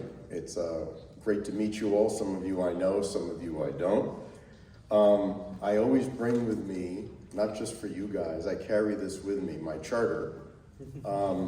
If something happened and I lost all of my possessions, I would grab my family first. I would get all the financial documents, and then I would get my charter. I'm a charter person through and through. Since the day in 1997 when I was appointed to the position that Justin has as executive director of one of what became two charter reform commissions. I was not a charter person before that. I was a person doing interracial coalition politics as my research. So for those of you who are new to charter reform, my first day on the job was my first day learning about the city charter. And I became hooked. Spent 2 full years as executive director of that commission, and then since then worked with about a half dozen other cities in California and even outside California playing the same role. It is wonderful work, so I just want to say, if you're feeling startup stuff going on and challenges in starting up your commission, I'm going to tell you about some of our startup stuff. It is great work, and you will look back on this as one of the greatest things you've done in your civic life. Even though it may not yet seem that way, I absolutely assure you of that. And I know that because Erwin Chemerinsky, one of the greatest minds in our country, was asked a number of years ago what was the most rewarding thing he did in his career. And he said, I was chairman of the elected Charter Reform Commission in Los Angeles. So why is that? It's because it gives you a chance to open the door to really being a founder or a refounder, a constitutional designer for your own community. To hear from the community, to not be running for office necessarily and all the things that go along with that, but to be called upon to really look at what's best for the community. It's a phenomenal experience. At the start, it's really weird. It's very difficult. I know that we had 2 years, and that seems like we must have landed all ready to go. The first day I had on the job, they gave me an office on the first floor of the Department of Water and Power, and nobody there knew why I was there or what I was doing there, so there was no furniture, there was one landline telephone, no bookshelves, and no staff. And I was a college professor. What the heck did I know about starting an organization? Eventually, I got some help from the CLA's office, and you have the CLA over here, that came over and told them they had to give me a desk so I could have a place to put my telephone. So this is really how it started. But we worked it through. But one of the things that happened was we were caught in an incredibly rough conflict at City Hall. So it's a little different from you. We had a mayor and council who loathed each other, personally and professionally. Mayor Richard Reardon had a completely different vision from the majority of the LA City Council members, and a lot of it had to do with who should be really running the city, the mayor or the city council, which turned out to be a long-standing issue. Unheard of in American history, they each created their own charter reform commissions, competing charter reform commissions at the same time. So to give you the background of what Eric was talking about, the council and mayor at first agreed there should be an appointed commission, similar to this commission. The mayor did not make his appointments to the commission because he had a plan to put a ballot measure on to create an elected charter reform commission whose recommendations could go directly to the voters. Whereas we were an appointed commission who had to go back to the city council. So in answer to your question, the elected commission did not have to go back to the city council, but we did. So for 2 years, if you can believe it, we each got budgets from the city government to run our operations and to go through the charter on our own process, sending barbs at each other that fortunately didn't get into the newspapers until the very end.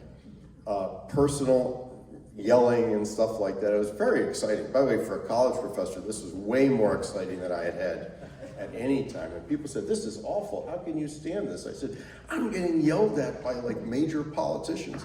I thought it was I could tell my students who thought this was just wonderful. They thought that their professor must be important if he's getting yelled at. And we had different points of view. The elected commission, as Eric says, was more populist, was elected officials who went on to become elected officials, city council members and other positions, really became major politicians. We were the kind of sober older brother who was working through the institutional questions of the charter. I would like to say that we knew all along we were going to work this out between the two, and we would make the single greatest transformation in the history of the charter since 1925. That would be completely not true. We weren't sure how this was going to end up. We proposed our plan of how the charter should look, and the elected commission proposed their plan, and they were very, very different. I mean, they appeared to be irreconcilable. And near the end of the process, when things were looking the darkest, two people got on the phone with each other. The chairman of my commission, Attorney George Kiefer, and Erwin Chemerinsky, the chairman of the elected commission. And what they said to each other, I think they should get the Nobel Peace Prize for Los Angeles government. If not us, who? And if not now, when? It's up to us. And the two of them established a process that you can find in the city archives of listing all the areas of disagreement between the two commissions, one after another, and then working through them one at a time. And I was helping as the staff person to gather all the information to make sure this worked well. Leaving nothing to chance, though, our commission quietly began to write the actual charter that would embody all of these agreements so that if they ever reached an agreement, we'd be ready to go. That turned out to be a very lucky decision. You didn't have to start all over again. We had meeting after meeting, and the two chairs took heat from the mayor, who was yelling at Erwin Chemerinsky that he shouldn't work with us, and the council that was kind of yelling at us because we shouldn't be working with the mayor. But we weren't working with the mayor, we were working with the elected commission. And Erwin wasn't working with the council, he was working with the appointed commission. And they pulled off what I think is a civic miracle, which is after a while we started to notice that the pile of disagreements was getting smaller and smaller. And we were down to a few really critical issues. And at that point, it actually became newsworthy. I mean, charter stuff is usually not newsworthy, because we got down to the hardest issue, which was the core issue of the political disagreement between the mayor and council. Should the mayor be able to fire general managers of city departments? In New York, you have the impression the mayor could not only fire them, but probably send them to Cleveland. I mean, the mayor has so much authority. But here, the rule was that the mayor could only fire a general manager with the permission and approval of the city council. In fact, the prior approval of the city council. You can't just fire them and then get permission. You really had to get it approved. Well, that meant that if a general manager of a department wanted to get around the mayor as the chief executive, they could just get enough votes on the city council to block their removal. Not too many cities operate this way. So Richard Riordan, of course, wanted what they called unilateral authority. The council didn't want to change.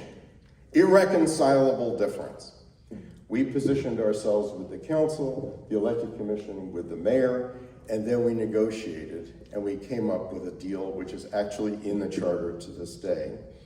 And that deal was that the mayor could fire a general manager, but it would take 2/3 of the city council to override that. Seems like a pretty natural agreement. The council was not happy. The mayor was even more unhappy. Called in Erwin and said some pretty nasty things to Erwin, who didn't back down. We didn't back down, and in meetings like in a room like this that were going on till all hours of night, we negotiated back and forth and very dramatically agreed between the two commissions on that document, on that decision. Fundamental. That made that 60% possible because all the civic organizations had been watching this, the League of Women Voters, the Chamber of Commerce, neighborhood associations, everybody in town. The LA Times was watching it, the Daily News was watching it. It was on like local news radio after the Dodgers score. They would come up and say, what's happening with the two commissions? So for that moment, it was the flavor of the week. What it meant, though, was we still had to go back to the city council. But we had leverage with the city council. Because if the city council did not put the charter on the ballot, we could go with the elected commission and put it on with them. And the elected commission had leverage because they could go with us if the mayor completely abandoned the process. I would say when I testified in front of the council did not look particularly happy when it dawned on everybody when we were sitting there with two unified commissions with a single charter that it was going to have to go on the ballot. And it went on the ballot. At which point, to his credit, Mayor Riordan, who didn't get what he wanted, then led the campaign to implement the charter and pretty much paid for it. And we ran, the two commissions ran like crazy. We had the League, we had the Chamber, we had every civic and the LA Times came to our aid with editorial after editorial saying how important this was. And that's where the 60% came from. But the real thing that sold it was change. what I heard some of the commissioners talk about. It was really a symbol of hard times turning into better times, because the context of that was a little bit like where you are right now. There's two kinds of charter commissions. They're the ones that happen regularly because you do them every 10 years and you find a few things to fix and then you move on. It's not that big a deal. About every 30 years or so, you have a charter commission or commissions that are created because of tremendous crisis that has torn the community apart. And something needs to be done to show that positive change can be made. We were in that group because we were in a decade of reform in the 1990s. You are, and may not realize it, about halfway through a decade of reform in LA City and now in LA County. All happening because of some untoward, horrifying events. For us, it probably all started with ethics crises in the late 80s at City Hall, leading to the Ethics Commission in 91, the beating of Rodney King, which led to the most important charter reform in the history of Los Angeles, more than anything we did, Proposition F, to bring about civilian control of the LAPD for the first time in 92. In 95, a measure was passed taking general managers out of civil service, and then we were hit by the threat of secession. 40% of the city threatening to leave, and in 1996, it began to seem like both the valley and the harbor would be ready to get out of the city, and you can imagine potentially the harbor, the loss of the valley. The city was falling apart at this point. So we were the end stage of that decade, and I often felt the responsibility that it was up to us as a charter commission to help keep the city together, to move the city forward, to do alchemy, to turn base metal into gold. The base metal being the crisis, the gold is turning it into improvement, civic engagement, growth, positivity. You are in exactly the same position. You are not one of those commissions that shows up every 10 years to fix a few things here and there. You actually have a bigger responsibility than that, as we did, that I'm sure I know are aware of. The release of the tapes several years ago that were recorded surreptitiously of elected officials saying extraordinarily damaging things in the community continues to resonate today. And that was the base metal that tore the city apart, that really caused a catastrophic situation in the city. You're the inheritor of that, at least in part, and let me just trace you through where you fit in this. Because one thing you'll discover, when you're in a wave of reform like this, it's not all in your hands by yourselves. You're more in a relay race than you are in a sprint, where it's all about you going from the beginning to the end. So don't take so much on your shoulders that you've got to fix the city by yourself. But as in a relay race, when it comes to you, you've got to move it so that where you pass it off to the next stage, you've added value. It's moved forward. You've really addressed the issues. To everybody's surprise, after those recordings came out, the city council in LA, which had been resisting numerous reforms, ethics reforms that were buried at City Hall, redistricting reform was buried at City Hall, actually did something that kind of surprised people, which is they set up a committee on charter reform. And that committee actually surprised people by moving ahead reforms that had been bottled up in the city council, one of which was for independent redistricting. You all know those recordings were all about redistricting, about who wins and loses in redistricting. And as long as the council could carve up the seats, that was going to happen again. It would just be a matter of time. They got it onto the ballot, and the voters passed it, and now LA City has an independent redistricting process, which it should have had a while ago. They added some ethics reforms that were very good, but not quite good enough, but an improvement. They got to increasing the size of the city council, and they said one bridge too far. Think of it though as the relay race. They got it up to you to sort of send you the baton, and some of that is at the very least to consider, regardless of what you recommend, the unconsidered part of expanding the council, but you're also free to go and look at, when you ask the question, what should be priorities in the short time you have. By the way, when I know how short your time is, I think of the student papers I used to grade before I became an executive and stopped grading papers anymore. By the way, I forgot to tell you, I'm executive director of the John Randolph Haynes and Dora Haynes Foundation for the last 2 years. It is harder to write a 1-page paper than a 10-page paper. And you've all had this experience in school with that nasty teacher who says you're not allowed to go to page 2, you have to get it onto page 1. You're the ones who have to write the 1-page paper, not the 10-page paper. Which means you can think about every possible thing that could make things better, but you can't get them all into the 1 page because of the time limit that you have.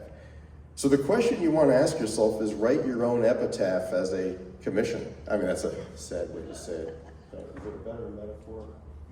What would people, when I look back at my commission, I say 2 things stand out that we didn't know at the time were the most important things we did. 1, rebalancing the power of the mayor and council, defining the mayor as the chief executive of the city in every possible way, and that has played out in things like emergency declarations you've seen from the mayor in the last couple of years, very much grew out of our work. And the second one was the creation of the neighborhood council system, which, Eric is correct, we were pushed to do that by the elected Charter Reform Commission, but we enthusiastically adopted it. It wouldn't have come from us because we were more the traditionalist commission. It's now been in existence for more than 25 years, which many people thought at City Hall it would last about a year. And it's growing and learning and improving. And it's due for a charter revision, because the charter only includes the setting up of the system pretty much. It doesn't really do a lot more. But I think if I were going to evaluate for you what you'd want to look back on, what you send to the council, how can you help the city of LA get things done? That's pretty short when you think about it. And now you can't fix that whole thing. Practices, rules that have been in place forever. But when you pass your work over to the city council, think about the contribution you want to make to what was undone by the council that they passed over to you. There's lots of little things in the charter, but the thing that really grates on people is that it's so hard to get things done. And you can't do that all at once, but you can do what I would call a message in a bottle to the next people who take over from you. Maybe the things you don't get to, but you hear in your public comment. Last point, charter reform really needs a constituency outside yourselves. You're going to be very visible in the community, and you obviously are working on an ambitious outreach plan, and you're going to hear lots from people. You know, you'll hear ideas, you'll hear criticisms, you'll hear praise, you'll hear all kinds of things. You're going to want to pull from that the things that you think can go onto your 1 page, and the things that might be the message in the bottle, not quite ready yet, but should be definitely considered going forward. And I think you want to make sure that you don't worry too much right now about what the council is going to think. You'll have plenty of time, because they're going to get hold of it and they'll look at it. If you try too hard to please in advance for what might be possible, you may not propose things that, even if they don't happen, it would be important to get them on the table. It'd be important for them to happen. At the same time, you're probably not going to propose to the council things that are so wildly new and completely different that they don't have a chance of getting on there. But it would be nice if, when you come to present this to the city council, people in the civic arena have been excited about it. People in the neighborhoods, people in the neighborhood associations, the neighborhood councils, the civic organizations, the people who write and scribble, they used to call them the scribblers, you know, who write columns and thoughts about this, say, hey, these folks really dug into this. So my advice would be, leave yourself enough time to do the really memorable piece. In addition to hearing from the community, is learning and deliberating. learning and deliberating, because when you come before the city council and the community, you're gonna know more about this stuff than anybody else in town. And that's gonna be a tremendous asset to you. By the way, I think Eric had a great idea about a preamble. Eric, I know, said he may have forgotten a thing or two. We did put a preamble in the charter. It's right here. It's short, snappy, but probably could use a little bit of an upgrade. So it's right here, just so you know. I didn't want to leave that on. But the great thing about preambles is I hadn't seen too many preambles and charters, and every commission I worked with after that said you have to have a preamble. It is not a legal document. It is not something that says this is what the city has to do, but it is a wonderful way of talking in contemporary terms for the moment you're in about your values and the values that the community ought to follow and believe in. And it's a great thing to do, and it's not the same as arguing about Section 302 and whether blah, blah, blah. So I think I'll stop there and take any questions that you might have.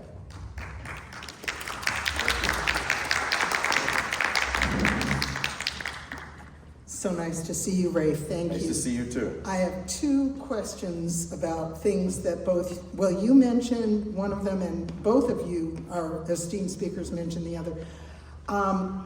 Do you think that one of the things we might look at seriously is, as many other cities do, the regular every 10-year charter review? Yes. I think you have to think it through a little bit. So if just the question is, should there be a regular charter review? I think you may want to think a little bit, understanding that you're right now in the middle decade period, because this is kind of an urgent moment because of the crisis, just as we were. But it's never a bad idea. I believe that we have a provision that calls on the council to speak to whether there should be one convened, because you could find a situation where you absolutely don't need one at all. And going to the trouble of appointing and convening and doing all this, not necessary, but you could take it up. I think it's well worth considering. Seems to me every 10 years with this pace of change might be necessary. 10 years is the standard, and I believe that's what the county is doing with its reform. By the way, if I could throw one last thing, the county, until recent years, has never really been a very active player in the governance reform thing. To show you the impact of this wave of reform, it has washed over to the county, which is now doing charter reform with Measure G, and which is a radical transformation of the county government. That would not have happened without the energy coming from what was going on in the city. So you're all part of that same thing, and they're building in a regular charter reform process. The other question, Eric mentioned test language, and I think he asked you, did we have polling back then? And it looked like you were saying, well, sort of. Would you suggest, despite our tight timeline, that when we have a draft or something close to ready, that we actually save some of our budget for some initial polling, or do we leave that to the council? Well, I think a question you first have to ask, because it's been so many years since I've done this, is what you're allowed to do. You may not really be in a position to go out and do polling. So that's one thing to think about. I think the language part, this goes to the question of outreach. It is easier to get outreach that becomes part of your deliberation when it's in response to draft recommendations. Because charter stuff is not like other policy stuff. It's not like, should the minimum wage go up, yes or down, where you've had years to sort of think that through. You need proposals to react to, and you may be able to test those with the help of outside organizations that could do polling on it. And my guess is they will. But they won't do it the way you're describing it, which is testing language. I'm not sure I believe that that's going to matter quite as much. We did know that by outside polling, that certain aspects of the charter were extremely popular. And you know what one of the most popular one was? A new charter. But think about that.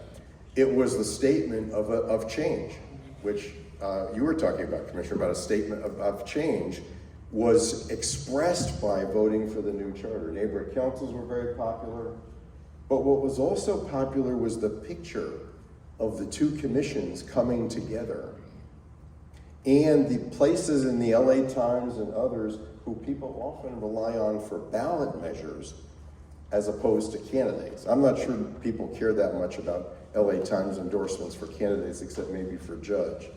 But on ballot measures, it's very significant. Yeah. I want to say a couple of things.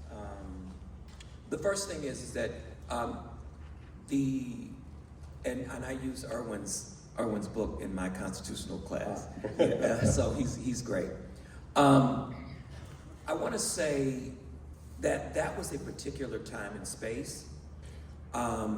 You spoke about that being a time of Mayor Tom Bradley, and the influence or impact of Black leadership was significant. Yeah. I don't think that's the case anymore. There is a very serious problem that has been happening in Los Angeles for quite some time. There is Black flight. I believe now the last number that I heard is that we went from 1 million Black folks in the city to now about 399. I may be wrong about that. But whatever the case is very significant. We have a school system where, African American children, one right up the street, is of 1,200 students, 18 Black students. We have what has currently happened, I think in October, we had 68 people who were arrested. MS-13 and a white supremacist group coming together. 68 of them were arrested. I think several of them hadn't been arrested yet. And so there's a very serious issue with anti-Blackness in the city of Los Angeles right now. On top of that, we have what is happening in the street today. We have people being disappeared and kidnapped right under our noses. And this is one of the most diverse cities in this country.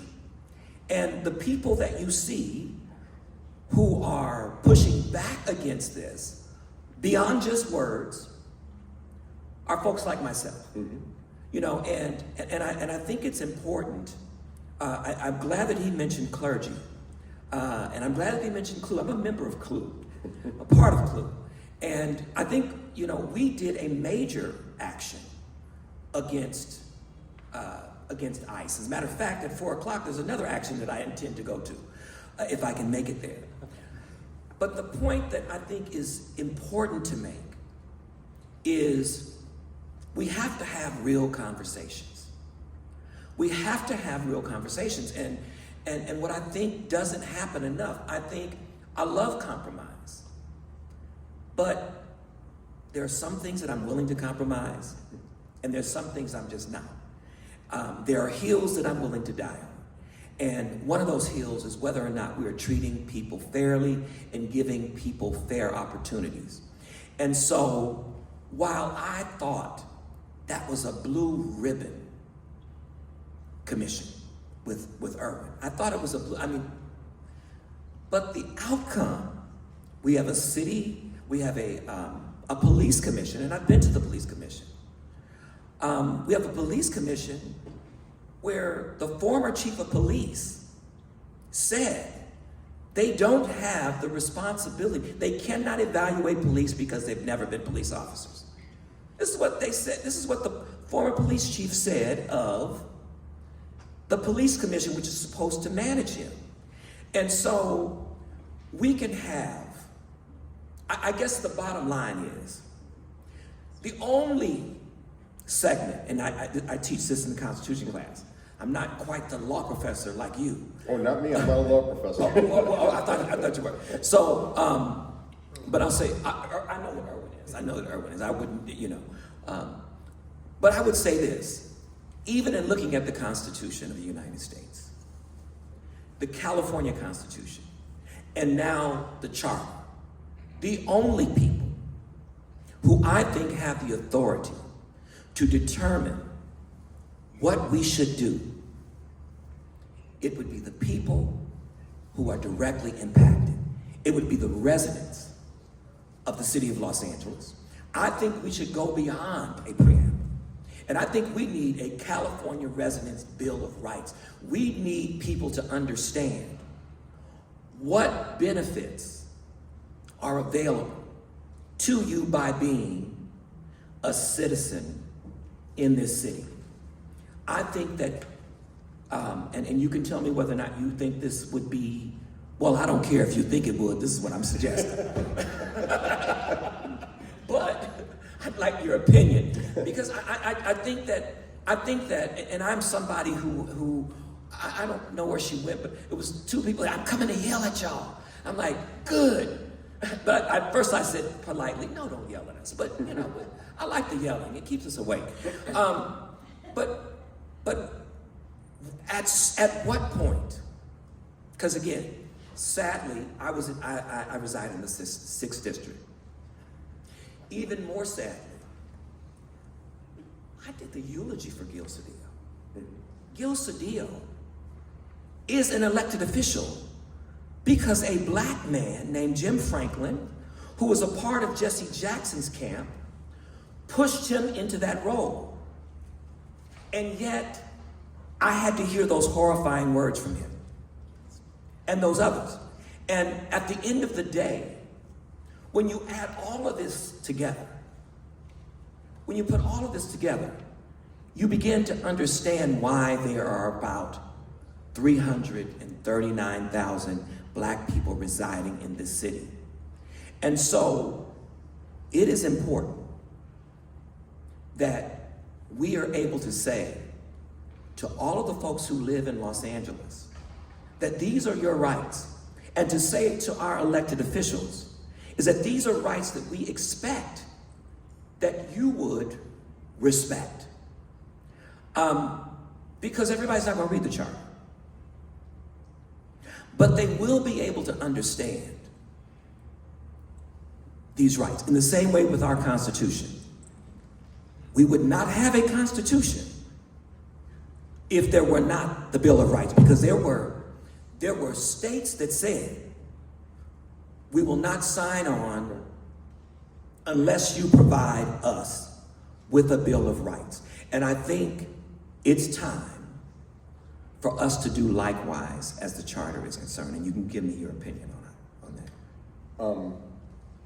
It's a very interesting set of propositions. By the way, our mutual friend Irwin, when he was chair of the elected commission, made a proposal for a Bill of Rights in the charter. It was extraordinarily controversial when it was proposed, so it didn't, but it just echoed in my mind. I guess little pieces of memory come back to me from the old charter days from your saying that. I think what's really important in the process is not to force people to frame everything as what should be in the charter right now, but to hear where they are. That's one of the great opportunities that you have. You'll find that when you talk in the community as a charter commission, people want to tell you what they're concerned about. And some of the things you said about the African American community, you hear in many different quarters. There's also a huge development of interfaith clergy now on at least 3 issues in Los Angeles who are filling in a space that it's hard for elected officials to fill in right now. And that would be, I think, a wonderful audience for the commission to address, or to be addressed by.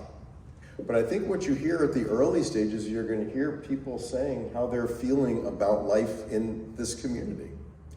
And it's then up to you to decide whether that becomes something that the charter can deal with, or is that something for further discussion, but it airs and it's out there. I wouldn't want the commission to miss that opportunity to hear, especially how some communities are feeling on the verge of being out of the civic dialogue, you know, whereas previously it had been very, very different. And that's been an issue for many years now. So when you take up questions like enlarging the city council, these questions will bubble right up to the surface. But you won't have to ask, by the way. And that's the kind of issues that will come right up. Can you name those 3 issues that you're referring to? Well, certainly the wildfire recovery, especially in Altadena, but also in the Palisades. The current issues involving immigration have generated a tremendous outburst from the interfaith community. And by the way, at a level I haven't seen in years. Probably, and I don't want to sound this old, but back from the Bradley days, when the clergy were a major force on intergroup politics in Los Angeles. They were like the fundamental civic base beyond just beneath the political level, and they often overlapped in terms of the people. There's an element of that coming back, but what's different now is the number of different communities that are now part of that because of the increased diversity and geographical interchange. It would be an oversight to not make them part of the discussion in some way, because it'll help. It'll really help.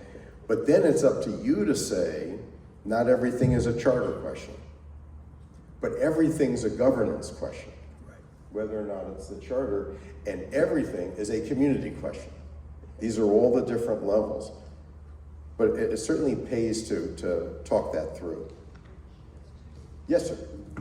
So we've talked about, or we've heard a lot about the importance of community engagement, community input, resident input, rooting this process in the collective voice of the community. Back in '99, did you find educating residents on just what the charter is, what it means?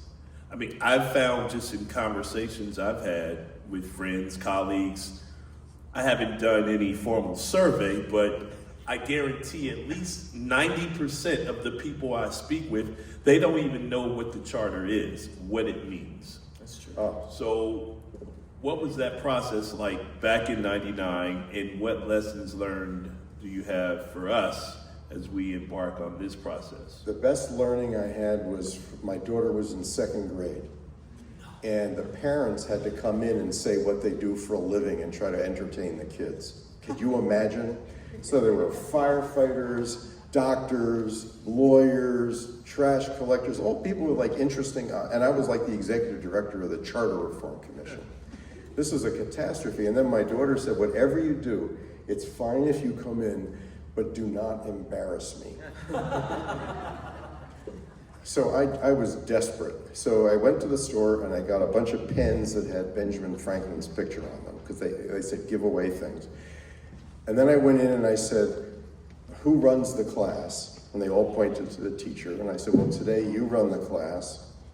You're gonna make a charter for the classroom about things that you're entitled to, but things that are your responsibilities. And we spent the whole class time doing that. I still actually have the charter handwritten in my house. By the way, free ice cream every day was absolutely called for. But it was typical of everything. So here's what I learned. The first few meetings I went to, I said, let me tell you about the charter. My first meeting was a very skeptical audience. What was then called South Central LA, now called South LA. Very friendly, but very like, what is this about? This is terrible. And I said, the first thing you need to know is whatever I'm talking about, the people will have the final vote. Nothing is going to happen without a vote of the people. You can't change the charter. That opened up the whole conversation, because then we could talk, because I wasn't coming in and saying, here's the charter. But getting people interested in the charter at the start is hopeless. But what you can do is say, what are the 3 biggest problems you see in the government?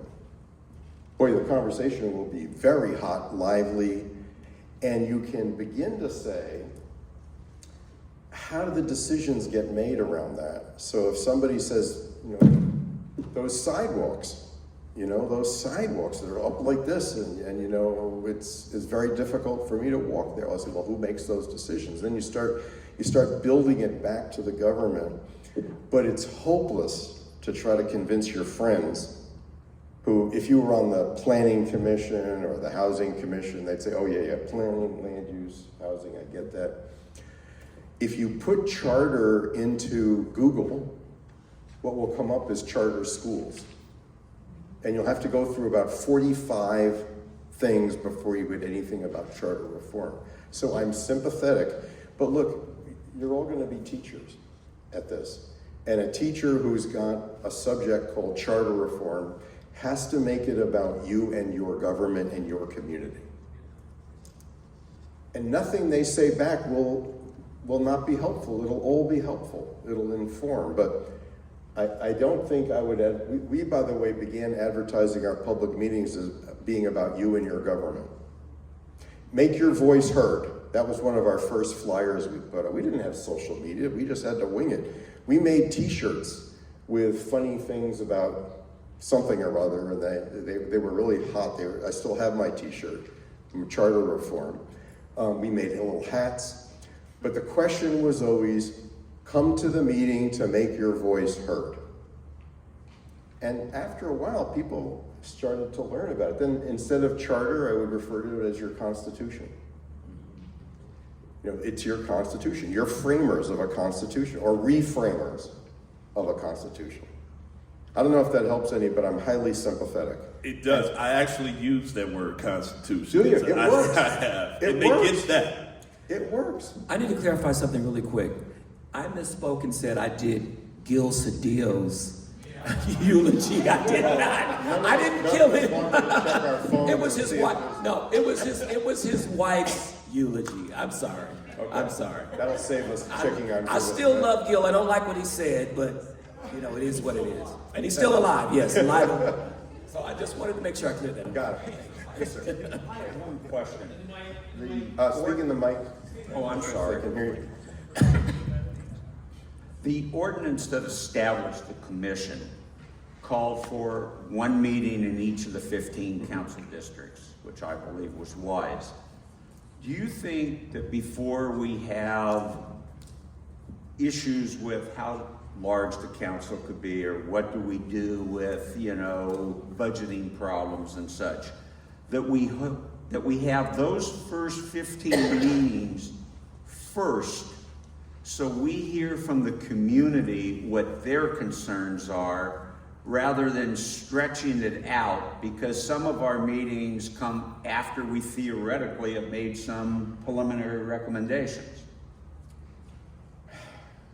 Well, this is where your one-page essay instead of the 10-page essay begins to give you some unpalatable choices that I don't know the answer to. What we learned is it takes a lot of work to create one meeting in each council district. Each one getting a location, making sure people have the word, make sure that the council member knows about it, make sure the organizations know about it, because you don't want to have a meeting that doesn't have any organizations represented. Make sure you know what you're going to do. And you've only got, how long? No, not 2 years. No, you've got like, point is, it's a one-page paper.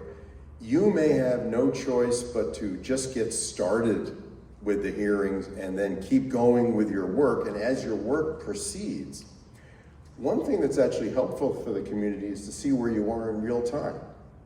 So if you're moving along like here, then when you get to that meeting, you can fill people in on exactly what's going on, exactly where you are, and that actually gives them more information if they're at the meeting than any other way. I don't know an easy answer to saying do all 15 and then start deliberating. I think you're going to have to be multitasking, deliberating and outreaching. But that's okay, because the outreach will just evolve to match the pace of what you're doing. We had time to do that, by the way. We did a wave first. We deliberated like crazy, and then we did a wave with the draft charter. Well, that's a luxury that I'm afraid, I think you got to do, I think they have to overlap unless I'm wrong. Yeah.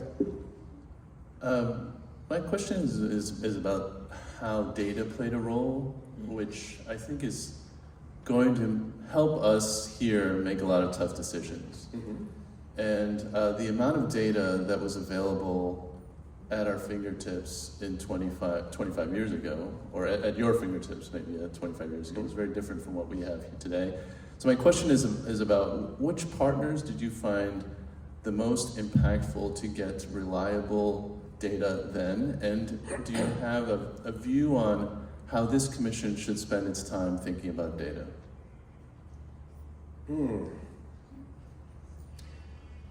First of all, although the city gets a bad rap all the time, the city has a lot of really good data people. And I wouldn't skip over them. We spent a lot of time with city staff. And what we couldn't get from city staff, we went elsewhere. But our instinct wasn't to go elsewhere on the assumption that we couldn't find anything from city staff. And when we couldn't, we went ahead. A lot of what we looked at, I wouldn't call data, it was the comparative stuff that Eric was talking about, which is we made tons of charts that would show, here's what LA City's charter says, here's what New York, Chicago, other comparable cities, and then cities in California who are more comparable because they're in California, on a particular item. So the commissioners, without wading through data, could immediately see, are we out of line? Is this the state of the art? Could this be improved? And maybe here's a proposal. And I mean, it was really clunky, I have to tell you. I mean, we'd have these long sheets that would go across, and now you would have it all on your computer and your laptop, etc. The data stuff was probably most helpful for voting stuff about council size, but most of the data we needed was available from the city planning department and from the county registrar and past elections and things like that. One warning I'd give is the commission has to all have a comfort level with the materials you're looking at, that it's instantly understandable and not subject to a long conversation of, can you explain what this means over here? So we had information, I wouldn't call it quantitative data as much, but a ton of information about whether this was a reasonable idea or not. If that helps, I don't know if that helps. I think that does, and if I may ask just a follow-up here. 25 years ago, as an example, certainly the demographic data was not as robust as it is today. I'm sorry, to say the least. Right, to say the least. We didn't have neighborhood councils. We don't have numbers to the level of neighborhood council in a robust, reliable way, perhaps even today. In the way that we would like. And certainly the Asian American and Pacific Islander community was probably put into a category of some kind of other, or some in the like back then. So I think now we have a moment where we would like to see as much detailed data as possible. I think the city maybe is doing its best. I'm wondering how we can supplement that. Okay, if you're looking, the one place where data would be really helpful is, of course, demographic data to understand the council districts, the neighborhood councils. It'll be a little harder with the neighborhood councils, but it's very doable with the council districts. It's just go to some of the local universities. There's probably 5 or 6 universities who have people who gather this data on a regular basis, and they're very happy to help. They'd be happy to help a commission, but the stuff is there. What I think is that if you go down that route before you're, to hold up your calendar, I'm just being a friend of your one-page paper. You can be gathering that while you are doing everything else. You don't have the luxury to wait for one piece to be done before you go to the next piece. You got to be doing. Justin, is that okay for you as staff? Here I am putting stuff on the staff, but. We're constantly building this plane as it's in the air, absolutely. So we're doing multiple things. But you have a desk and a phone, as I recall, right? Which I didn't have. I just got the phone actually on Thursday. Thank you for. I have to tell you a story though, that my first day on the job, I'd been a professor. I've been answering my own phone for like 30 years at Cal State, just a regular old person.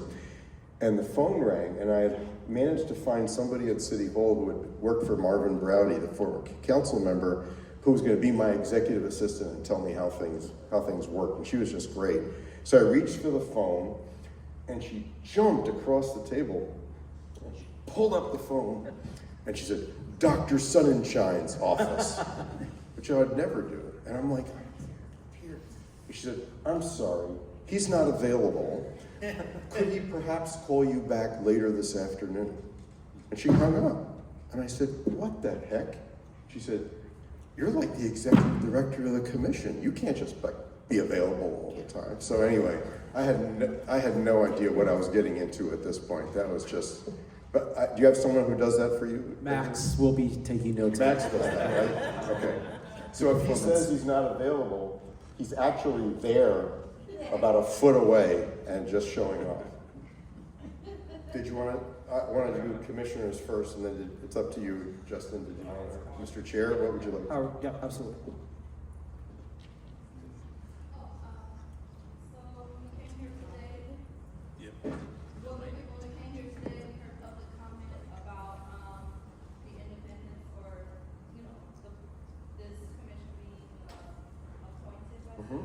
Could you speak a little louder, Let's please? actually, I think we have some mics Come up here.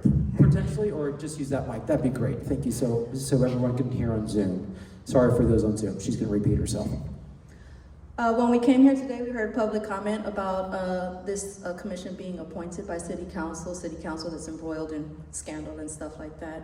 I want to know what kind of tools do these members have to maintain their independence from city council? What can they do if the public is telling them one thing, the data is telling them one thing, city council wants something else?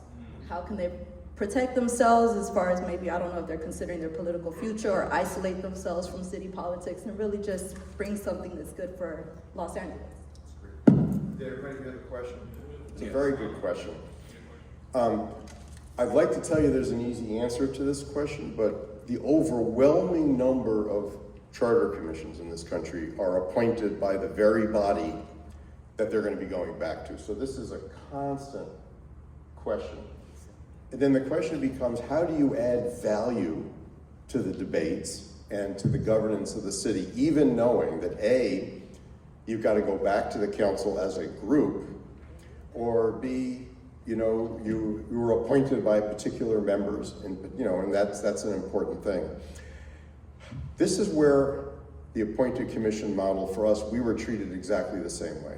The day we took office, that was the main interpretation of us. And our conclusion was we were going to do two things. One is we were going to learn to work with each other and develop an identity as a commission internally. And the more you do that, you don't get like complete independence. I mean, it's unrealistic, but in a certain sense, you're learning to respond to people who were appointed by somebody else because you're focusing on the material you're dealing with. And the more you dig into the material, the stronger you feel about that. It doesn't mean that, I'm not recommending that people go like jump off the diving board and, in a heroic statement of something. It's more, you get good at this pretty quickly. And your staff's bringing you information, you're demanding more information, you're learning. And before you know it, you know more about this stuff than most people in town. And that's what we did. And after a while, nobody has time to pay attention to you all the time, every single day. So you've got time to work.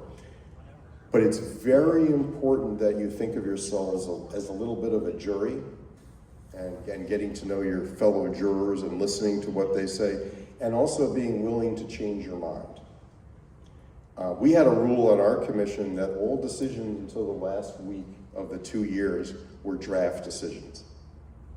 Why did we do that? Because we wanted to let people change their minds. It is very hard to change your mind once you've cast a vote that appears to be the final vote. So in a sense, we tried to earn a little bit of that independence that you're talking about, but it's you can't set a standard for yourself. You're not judges. You don't have the independence of a judge, but you're also not a city employee. So you're somewhere in this gray zone, and you can expand the gray zone by the quality of your work. It's boring to say that, but I think that's the way it works. And if it helps, I mean, five of us are not actually appointed by. And I'm one of those five. I was not. Myself, oh, right, of course, that's right. Myself. That's right. So you got these people who are in a different situation, but again, one of the things that develops over time is that when you have a hybrid, that you begin to think of each of you simply as fellow commissioners, regardless of how you were appointed.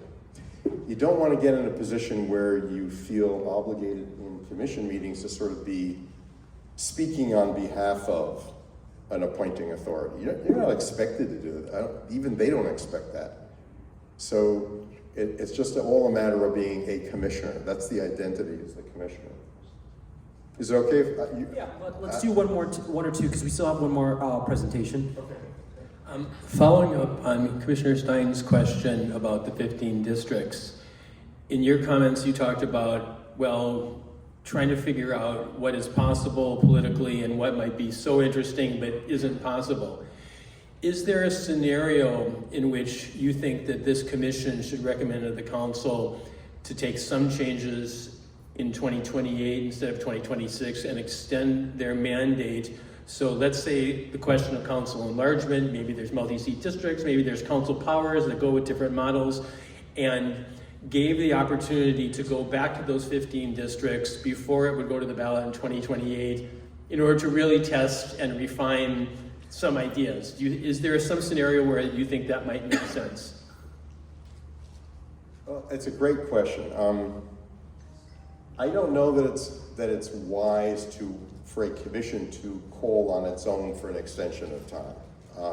I say that as a professor giving extensions for papers for some years, but I think that if I could reframe it a little bit, because I don't think that's the place of a commission to say that. You could have things that are ready to go, ready for prime time, ready to be picked up, ready to go on in 2026. You could have others that are super promising. There's a whole thing in political science called agenda setting, which is a whole science of how you get things on the agenda, and it doesn't always mean you get it done right away, but you make it a legitimate topic of conversation. You can say things like, this one's not ready for 2026, but we recommend serious consideration. You could go back to that, they could have an ad hoc council committee to look at it. They could do whatever they want to get there. They don't need a commission to get there. But that way, you're forward thinking and you're not burying a good idea. And then you can have a third set of ideas, which really is the message in a bottle, which is there's a bunch of these that somebody's really got to dig into. Now, sooner or later, some professor will dig into it somewhere. So, but the second one, I think is a very legitimate thing to do. But I think what you want to focus on is that you can get your work done on time and that you can get some impactful recommendations to them for the 26th ballot. I think that's your first, that's where the clock ticks.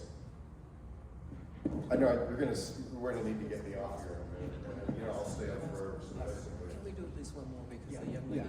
So I'm curious, you had the benefit of not only having two commissions doing parallel work on this, so a lot of deep dives being done from different perspectives, and the benefit of essentially a consensus process to reach agreements later. And a lot more time, which these folks don't have. But you also now have the benefit of hindsight. And I'm wondering, I'm very curious, if there are things that were perhaps lost through that consensus process that you have found over the years, if we had only, we might have avoided. And this is still an outstanding thing that's very important to me, with all the time that you put in and you continue to put into this issue. I'd be curious what things might be sort of remnant for you. Okay, and Eric was asked that same question and in his list of a few things. This would be my personal view. I was always interested in kind of expanding the role of what became the area planning commissions, which is something we created that didn't exist before. And we created them, but we didn't really nail down what they would do. So it's become something that's very promising, but hasn't been developed as much as it could. That would have been something I would have liked to have seen. I would have liked to have seen in retrospect more detail about the role of neighborhood councils so that it doesn't become so ambiguous. Because ambiguity in roles of institutions are always challenging. That's almost worse than being told no, is not knowing what it is. I don't think there's time probably on this round to really do that whole thing, but that might be something that's a message in a bottle. Article 9 is really in need of revision. It was set up largely to set up the neighborhood councils, I indicated, not to operate and run them, to really get their role clarified.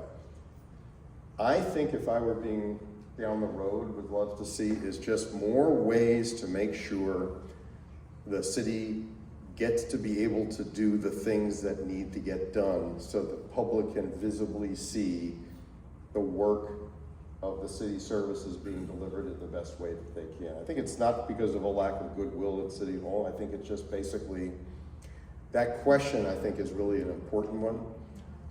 I don't have an answer to how to do it yet though, but those are some of the areas I thought of. I do think the preamble, now that I've reminded everybody that it's actually in there, could be refreshed in light of some of the comments that were made. The world has changed a lot since '99. But I'd love to see, that would be really great. Everyone, we're gonna, let's give a round of applause to our presenters.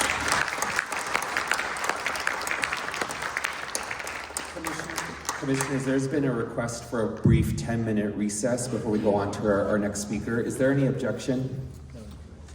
All right, seeing none, a 10-minute recess. You're getting a donut, correct? Okay, okay. I have visual confirmation. She's stepping, she's right outside. Commissioner Lewis is not here. Commissioner Mack. Present. Commissioner Murray. Present. Commissioner Sanchez not here. Commissioner Schladiger. Here. Commissioner Stein. Here. Commissioner Thomas. Visual. He's also. I see him at the door. He's at the door. Commissioner Thomas. Yes, Commissioner Yap. Here. Commissioner Mesa present. Okay, we can proceed, Executive Director. Awesome. All right, thank you. And now, last but not least, you want to end with our from our Chief Legislative Analyst's office, Chris Espinosa. Thank you, sir, for coming today and being patient with us. Thank you. Good afternoon. My name is Chris Espinosa. I'm with the Office of the Chief Legislative Analyst, and we work for the Los Angeles City Council. We assist them with legislation, programs, budgeting, and help staff the council floor and move their agenda forward.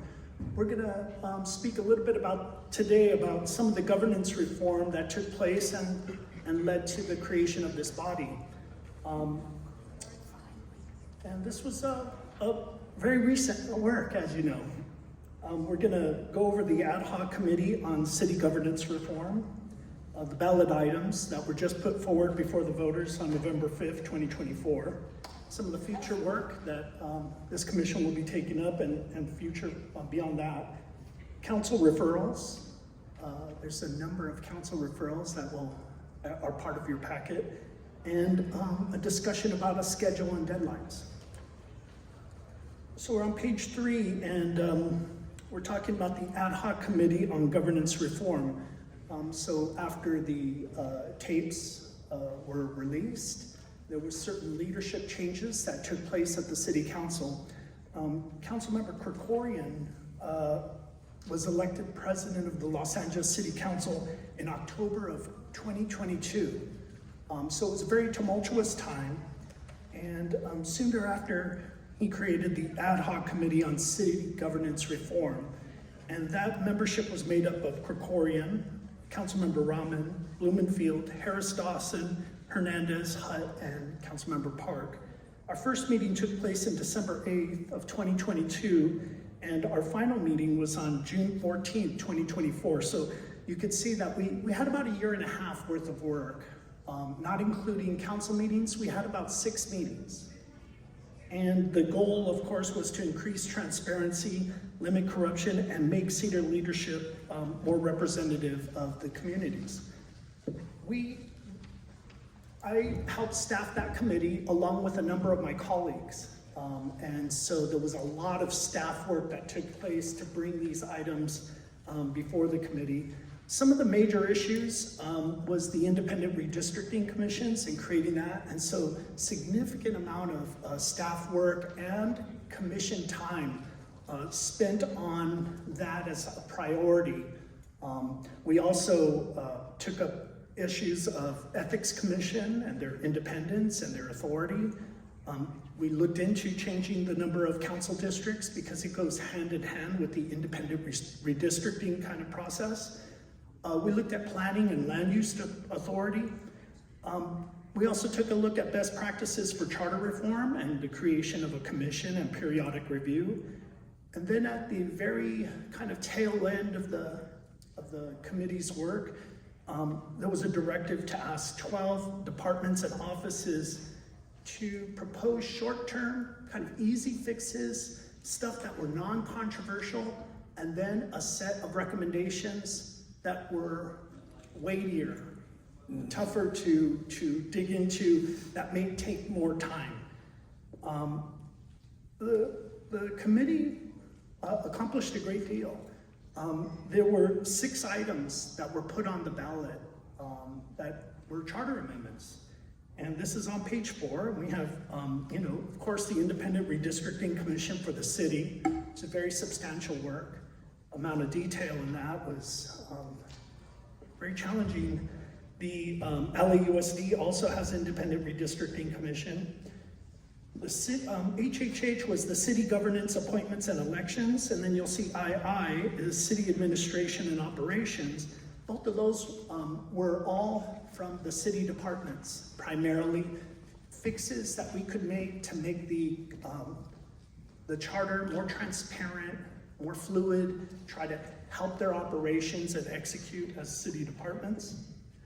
ER, of course, was commission authority and operational independence, and there was a great amount of work on that and some substantial reforms. And then the last one was fire and police pensions. That one mainly had to do with separate labor negotiations. So it wasn't really something that the committee developed thoroughly during that process, but a separate process that the council had worked on. In addition to those 6 ballot measures and them all getting passed, the council adopted a new section of the administrative code to create a commission, a charter reform commission that would look at the charter. And it's an advisory body, right? And you will be making recommendations to the city council.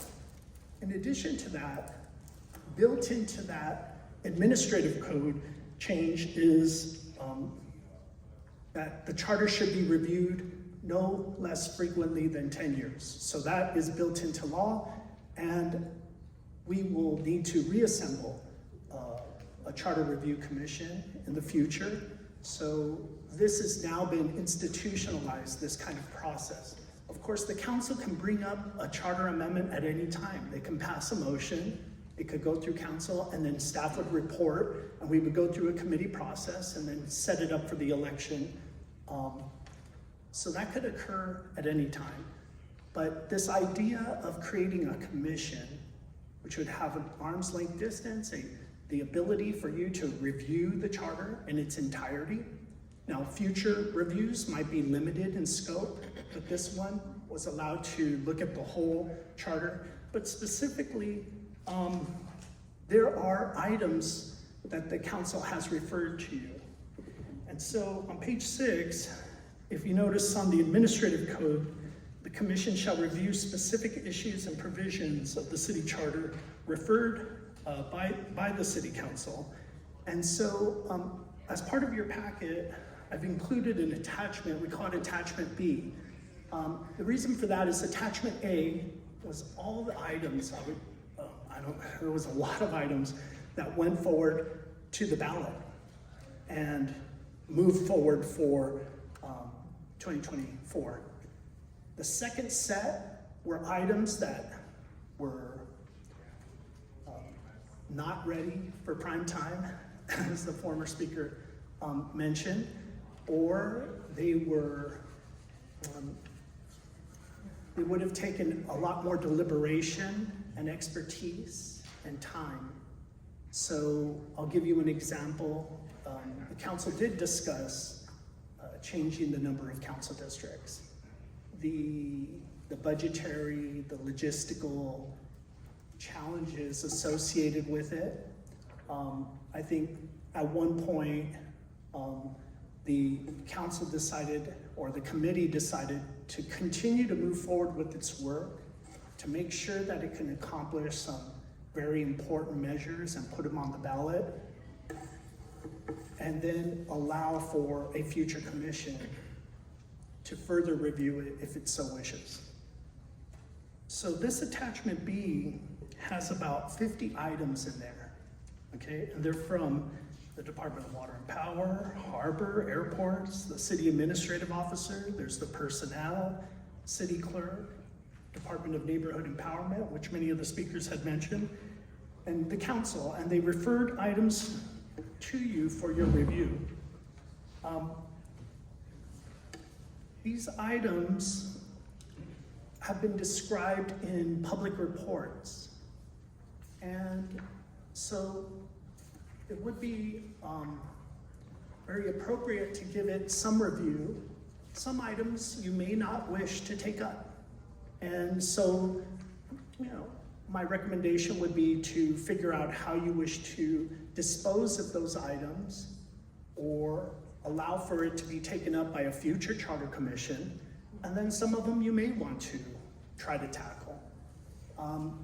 Our previous work allowed for some weightier issues and some more technical efficiency and transparency goal issues, and those can be packaged up so that it can be done in a thematic way, so that when you tell your story to the community, to the public, that these are items that we considered, and this is the way it's been packaged and proposed for your consideration.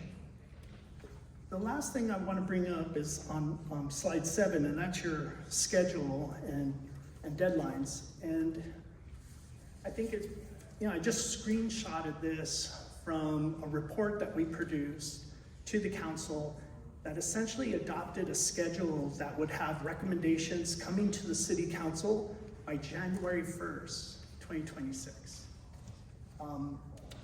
Even this schedule was very aggressive. The reason for it being so aggressive is the city budget deliberations start in April. And if you have been following the city budget process this last go around, we had a very large deficit and a number of potential layoffs that are still in front of us. And so council members were very involved.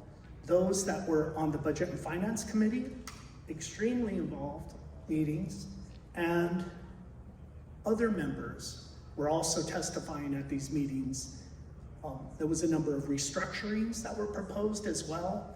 So it really pulls away their energy and doesn't give them the amount of time to consider, you know, a commission's proposals.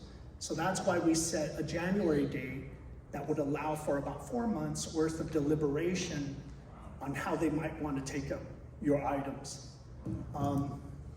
Now, knowing of the start time of assembling the commission, that's probably not feasible, but I just wanted to make you aware of it in terms of how we saw the commission and what kind of deadlines that we try to, well, projections, that we try to set forward for the creation of the body and for it to start its work.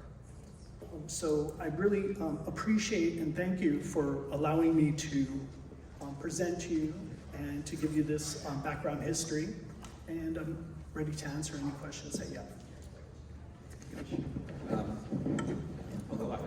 Oh, okay, I'm sorry. Just for clarity, page, I mean, this is super helpful, by the way, thank you, this is super helpful. I just want to see if I understand. The items on page 5, those are all future. None of those were taken care of in November 2024 with the 6 charter amendments that we passed. Page 5, you're correct. It didn't move forward as an amendment to the charter. What happened here was that it was adopted by the council and mayor as city law. So it's in the administrative code. And so your commission is codified in law.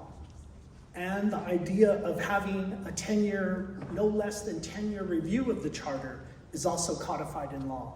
So yes, you had asked that question earlier to one of the speakers. Yes. It's built into city law.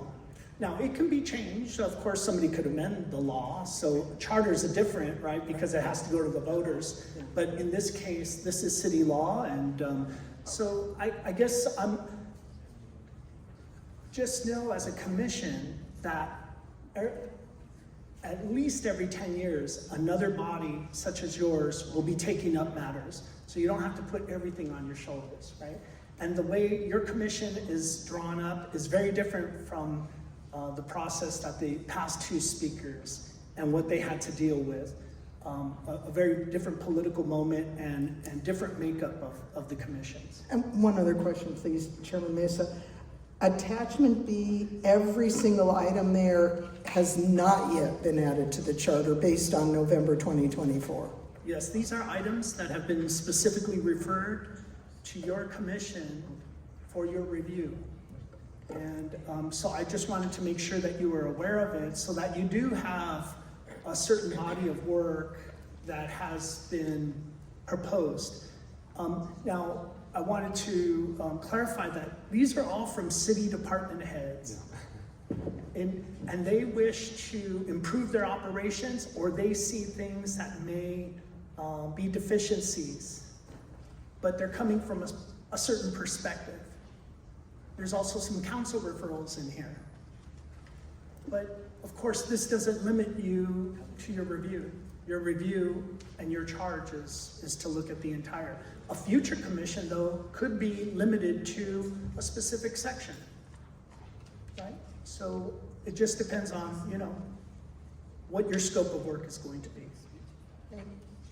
Thank you for coming to present to us today, and I would like for you to send an entire thanks to your office. The CLA has written so many amazing reports that I have viewed in the council files on these issues and other issues, which have been so helpful just to get a basic background, and also on your entire office's work during the last budget, and I would imagine the upcoming next two budgets and what the city is about to face. So please pass that along to your colleagues. Thank you, I appreciate it. On the periodic review of the of creating a periodic charter review commission, I would drop this seed for the commission. It is in municipal code. However, the composition, the way the appointment structure, the independence is not. And it could theoretically be that we would propose that the periodic review have more independence, that the periodic review have the ability to go directly to the voters and not to council as a recommendation. And so I look forward to having that discussion in this body. Commissioner Slatter. Thank you, Chair Mesa, and I want to echo your comments about the CLA and our appreciation. I know that staff had begun to put together the orientation packet and the background materials, and this meeting being a component of that for all our commissioners here to start out on the same playing field. So I am interested in whether this is a question to you, Mr. Espinosa, or perhaps our staff, to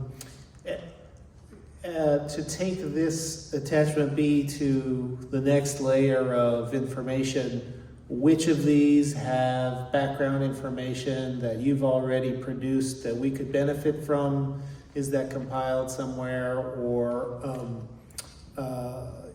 is there well, I would start there to identify further which of these have further value that you've already done from your analysis that we could benefit from.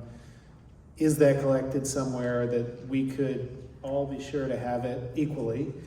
And what do you see as the CLA's role as we proceed over these coming months in continuing to inform us about your and the city staff and departmental opinions on things? Yes, thank you. Well, the council file, and it's 23-1027, and it's listed on here on the documents, has a report from all the city departments in that file.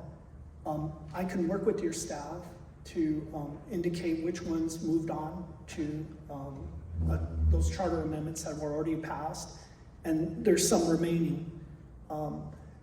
It would also take staff to bring in the department heads and to query them, and we can assist with that, which ones that they felt were viable, that could be done within a relatively short amount of time to really develop, or are these issues that will take a great deal of expertise and time.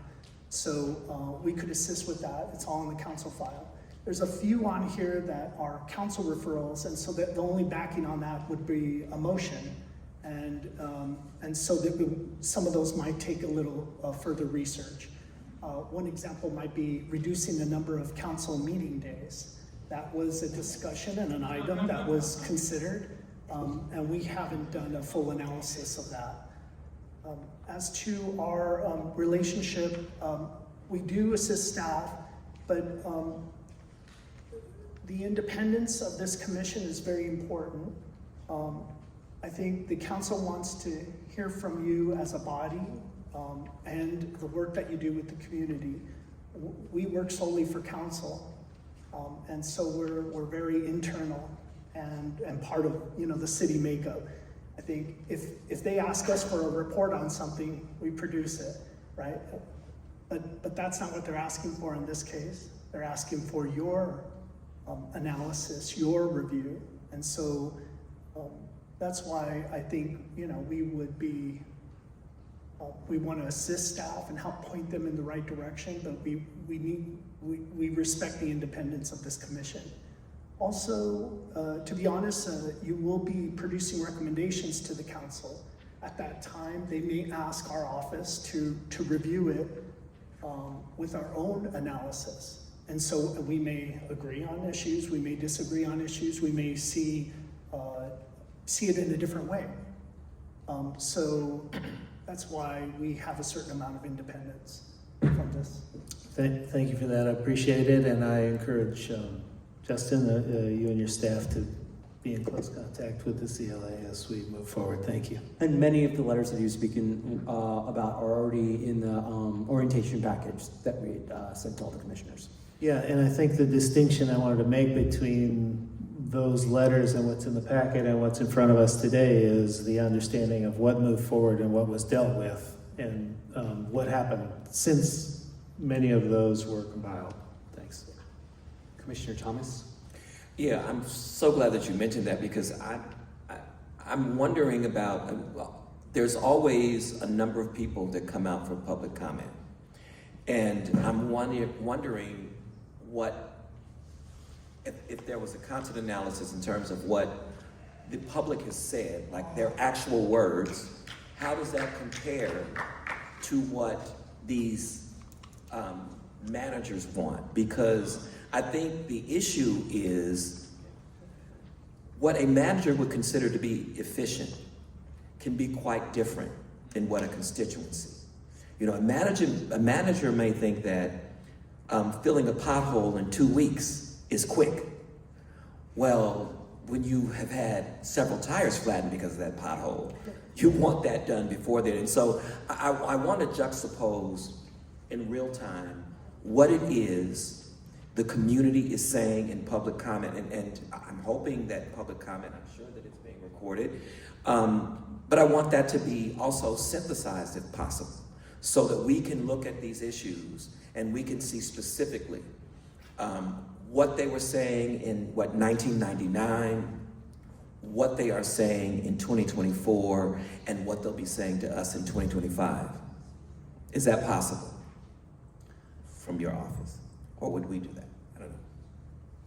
Okay, there is public comment that is listed on the council file. So anybody who has spoken at meetings or have submitted comments are all available on the council file. Part of your work is to hear about these specific issues that are based in the charter, why they exist, and how they assist us in delivering services to the citizens. They will be making those cases or information, providing it to you, and that can be juxtaposed against what the public is also saying to see if it's true, if it trues up, and if that's, you know, where you want to move forward. So many of these issues can be very technical in nature.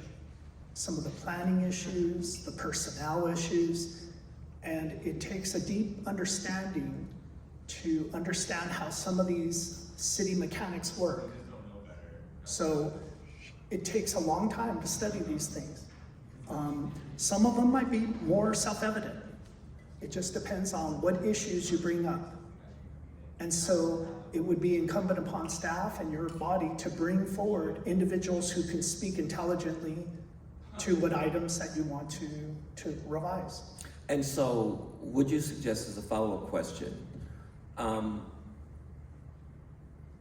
what is the process for ensuring that public comment is actually taken seriously? I know that it's our no. It's our job for the moment, but I think it's important that this become a part of the charter. If people take off work to come and to give public comment, and a lot of times it's seen with a degree of, like, people are presumed to be antagonistic when in fact it's harm. And so, you know, I've heard the conversation about data, and now I'm hearing this in terms of what the general managers are saying, correct? And so it is important that we factor in a harm-informed approach. The people of Los Angeles, the people of this country have been harmed. We've been harmed with poverty, with crime, with COVID, and now this crisis with immigration. And so it is very, very important that we build into the fabric of what the city does, and it's consistent with what we want, that this is how we're going to view public comment as opposed to how it is currently viewed. Because if I am agreeing with what the council is saying, then I am welcome to speak. But if I am opposed and I am emotional, then I'm antagonistic and I'm threatened to be removed. When in fact, people are being harmed in real time. And so this may not be something that is easy to include. But again, I think these managers, as they are submitting their recommendations, I think they need a rationale. I think they too need a preamble, because I need to understand why these changes are necessary, not simply because it would make it more efficient, because there's a difference between being efficient and effective, and that efficiency is a very broad, subjective term. I would much rather someone take longer to really give me what it is I need than for them to move quickly and tell me that they've given it to me. And so that's a long way of saying I want us to think about, both as a commission but also at the city council level, how do we honor the people who come before us and give public comment? How do we honor that in real time? And not just with a vote, you know, because ultimately, you know, the citizens of Los Angeles are going to have to vote on this. But I think there's a way that we honor that in terms of how, if we're going to be seeking to get the kind of support, to get the 60% that was received before, we in no way can refuse to acknowledge what people, everyday people, not just interest groups, not just nonprofit groups, but what everyday people, the kind of almost toxic experience that you can get just by coming forward and saying, this is how the city is harming us with these particular practices. And so I don't know if, I am a preacher, so, you got to forgive me a little bit on that end. But I hope you understand what I'm saying. I mean, a very real, and I think this needs to come from city council. It needs to come from city council in terms of how they're going to view this, and these managers, how they're going to view this. Is there, for example, a way of rating each city department in terms of services? I know there's supposed to be, but I mean in real time, not just stored away in a database. Is there a way of connecting? We've heard that the mayor wants the right to fire department heads. Well, if the mayor is seeking to fire a department head who is delivering the kind of services that the people want and need, then I think it's inappropriate. And there's got to be a way to be able to factor that in. And I think when we talk about balance of power, the people who are out of balance in terms of power are the people in the street, are the citizens. That's where we need to correct the balance. And is there a commitment, or will I find any of that in the work that you all have done? And if so, I want to look at that first.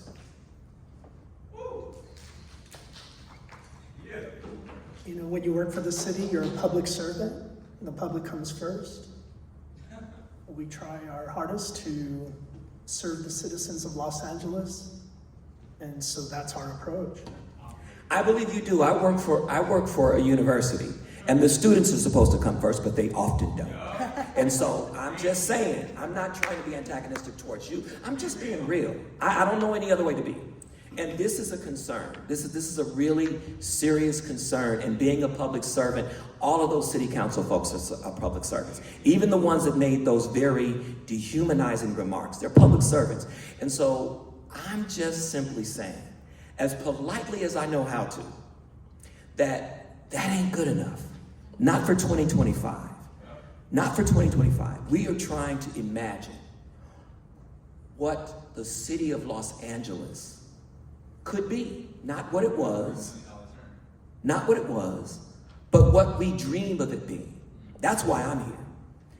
If that's the only reason I'm here, because I believe that the city of Los Angeles has the capacity to be a real model city, to help people to understand that we are interconnected around the world, that we are interconnected and we are moving forward, and we're upholding the ideals and the interests of our residents.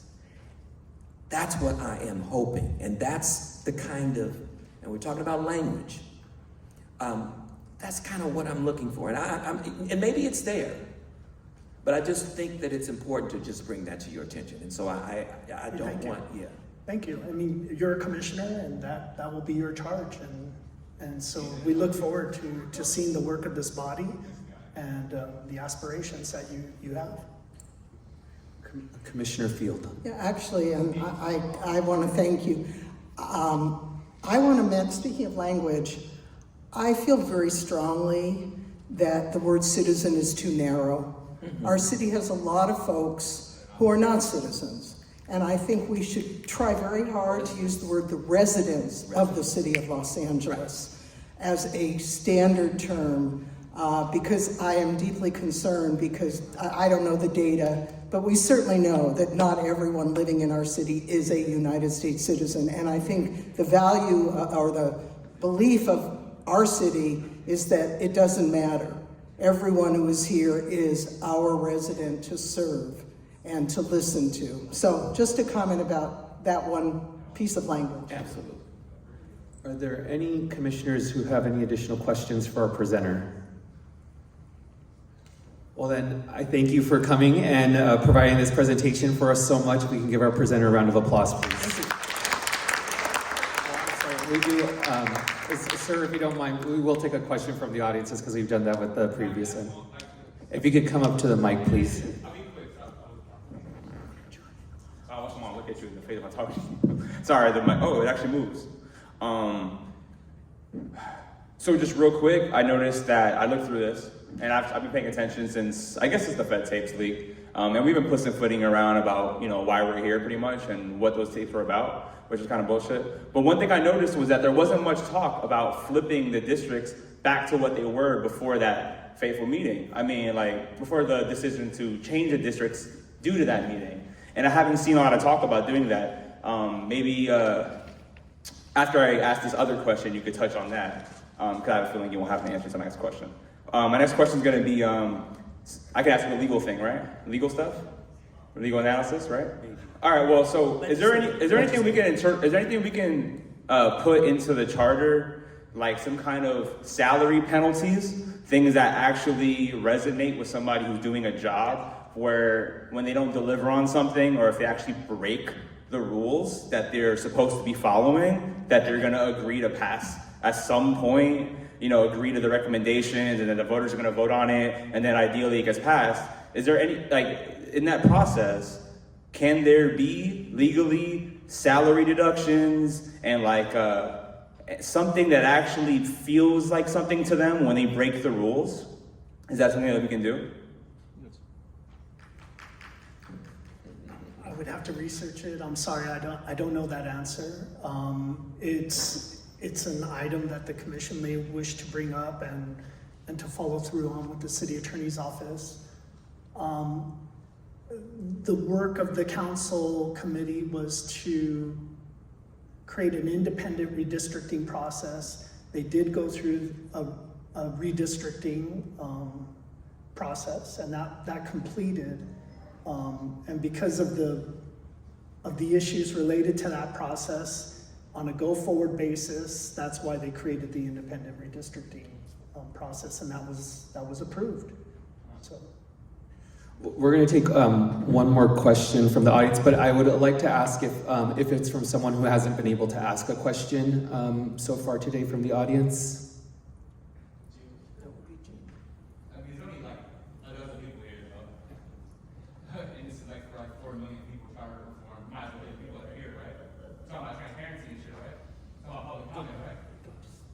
There is no more public comment. You should definitely ask your question. Yeah. You should definitely hear the rest of the people too. There's like maybe a dozen people here. Ma'am, if you could proceed with your question. Why not? Ma'am, if you could proceed with your question, please. All right. It's discretionary. Hi, my name's Gina Thornburg, and I don't know if it's a question, but I've been in the archives almost every day for quite a while here at CSUN on the city charter reform from the last time. And ma'am, if you don't have a question, we do have. No, I do have a question, Miss. I do have a question, Chair. Just everyone. Chair There is, excuse me. There is public comment at the beginning for all participants. So I just ask you if you could stick with your question. Sure. My question is, if I were to be helpful by sharing some of the documents I found, how would I get them to you? I don't know whether to submit them as a public comment or not. And then regarding Commissioner Thomas's really great idea about synthesizing public comments, you might consider using AI.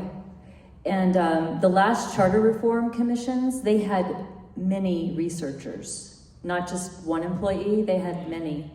So another question I have is, can you go back to council and increase your budget? Because I think you're gonna need more support. I'll let the executive director answer the first question. I'll never say no to more money. Having said that, we are in the process of hiring a couple more staff members who will add to our policy support, including, and then additionally, we'll probably have a contract for a policy analyst, a professional policy analyst. In addition, we are in conversations with some of the fantastic universities in the city about them sharing their research as they endeavor to engage on projects with that relate to our city charter process. To go back, sorry, point of clarification, she also had a question about how to submit public comment. So who is the best person for people to send research if they we have the Reform LA Charter at lacity.org email address that we that takes public comment for individual meetings. But of course, if you have, for example, you want to just reach out to the commissioners in general about something, you could use that and ask us to make sure it goes to all the commissioners.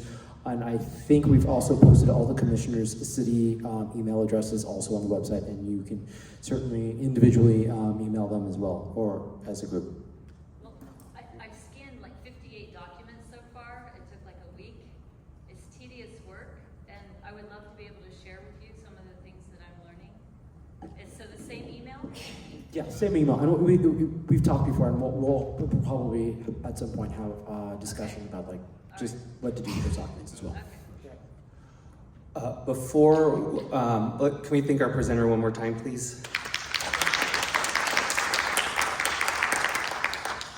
Before we adjourn, do any commissioners have any closing remarks? Mr. Chair? Yes, Commissioner. I did want to state for the record, and I think just to have the acknowledgement of all the commissioners here today, that while we had to choose among candidates for the various positions, we are fully committed to be working together in a unified fashion toward accomplishing this very challenging and inspired mission in front of us. And I want to thank you for stepping up to accept the leadership position. Commissioner Thomas, and then Commissioner Field will be making the motion to adjourn, but if there are any closing remarks, Commissioner Thomas. Mr. Chair, you're going to be so upset with me. Because there's only 2 more people who wanted to speak. So if you all can keep it to 1 minute, would that be appropriate? Or if that's not appropriate, then, but see, I think we're talking about reform. This would never happen in a city council meeting. This would never happen with any other governmental kind of meeting where there's public comment. I think there's something about good faith, and there's something about creating a frame for the narrative. And I think the fact that public comment is closed, that it wouldn't be a bad idea. I mean, maybe they can't say what they have to say in a minute or so. But if all of us wanted to make closing remarks, I think we should be willing to hear them. That's just my thought.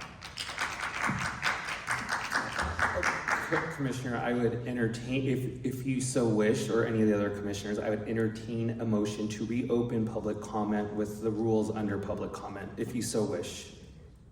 Yes, I move that we reopen. Is there a second? Yes. Second. I'm prepared to take a roll call vote, but first I will ask if there's objection. All right, without objection, I will ask the executive director to administer public comment under the rules of today. Sure. We can consider this closing public comment if you'd like. Yes. And allow up to a minute for closing public comment. I'm practicing city attorney, interim, if you will. So my question for the CLA's office is, given that they work for the council, and given that there are some very complicated issues, and given that this body is going to talk about council enlargement and possibly multi-seat districts, what materials are you going to be able to provide without council direction to the question of council powers over land use and others that might change with different models of changing the council makeup? Because if they get deep into the process and then only want to hear that when it finally gets to the council, it'll be too late. Next speaker. My name is Glenn Bailey. First of all, I'm president of the Northridge East Neighborhood Council, which includes the university, so welcome to Northridge East Neighborhood Council. I'm also co-chair of the Neighborhood Council Budget Advocates, and I know that your executive officer and assistant met with Jay Handel, the other co-chair, and Jack Humphreyville. I just wanted to, first of all, point out that although we're looking at the neighborhood councils and their future role, we in the Budget Advocates look at all 40 plus city departments, including the mayor, controller, city council, the proprietary and departments. And though there's provisions in the attachment B with regards to section 909, 910, 911, in terms of the role of neighborhood councils advising the city, again, advisory, on city services and the city budget. Sir, 1 minute. Okay, we just want to make sure that we will continue that and have opportunity to really engage on those issues. Thank you.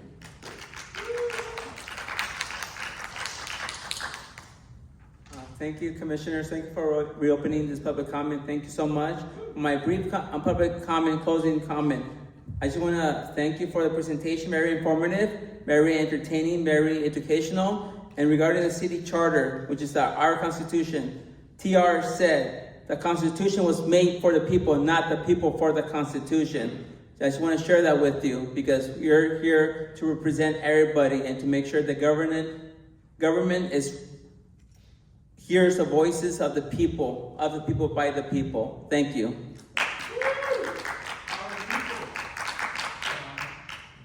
Hello everyone, my name is Nicholas Caputo. I'm a member of the Echo Park Neighborhood Council, having been with this committee for every meeting it's been to so far.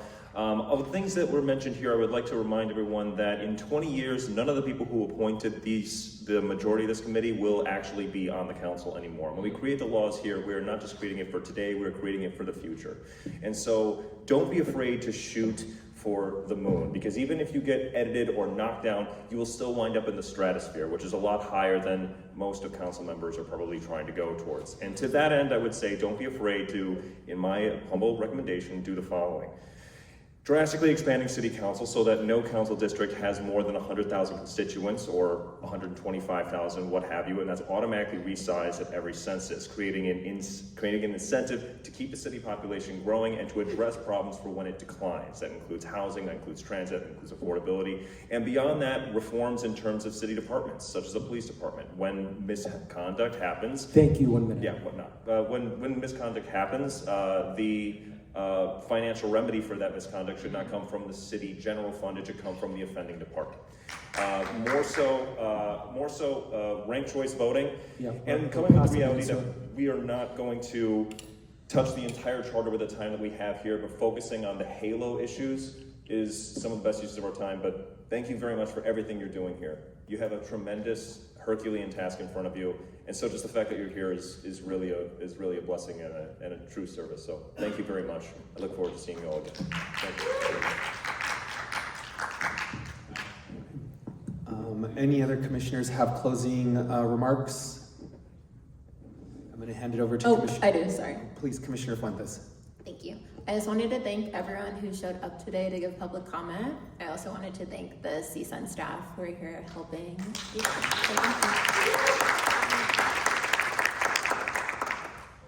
Commissioner Field for your motion. Yes, I would like us to, and I presume someone's taking minutes, that we adjourn in memory of the 3 deputies who died in an explosion yesterday at the sheriff's training facility. I don't have their names, but I would like us to adjourn in memory of their service to the community. Second. Second. Is there an objection to adjourning? Seeing none, so ordered. Thank you, everyone. Thank you, and our next meeting will be July 30th. Then CD2.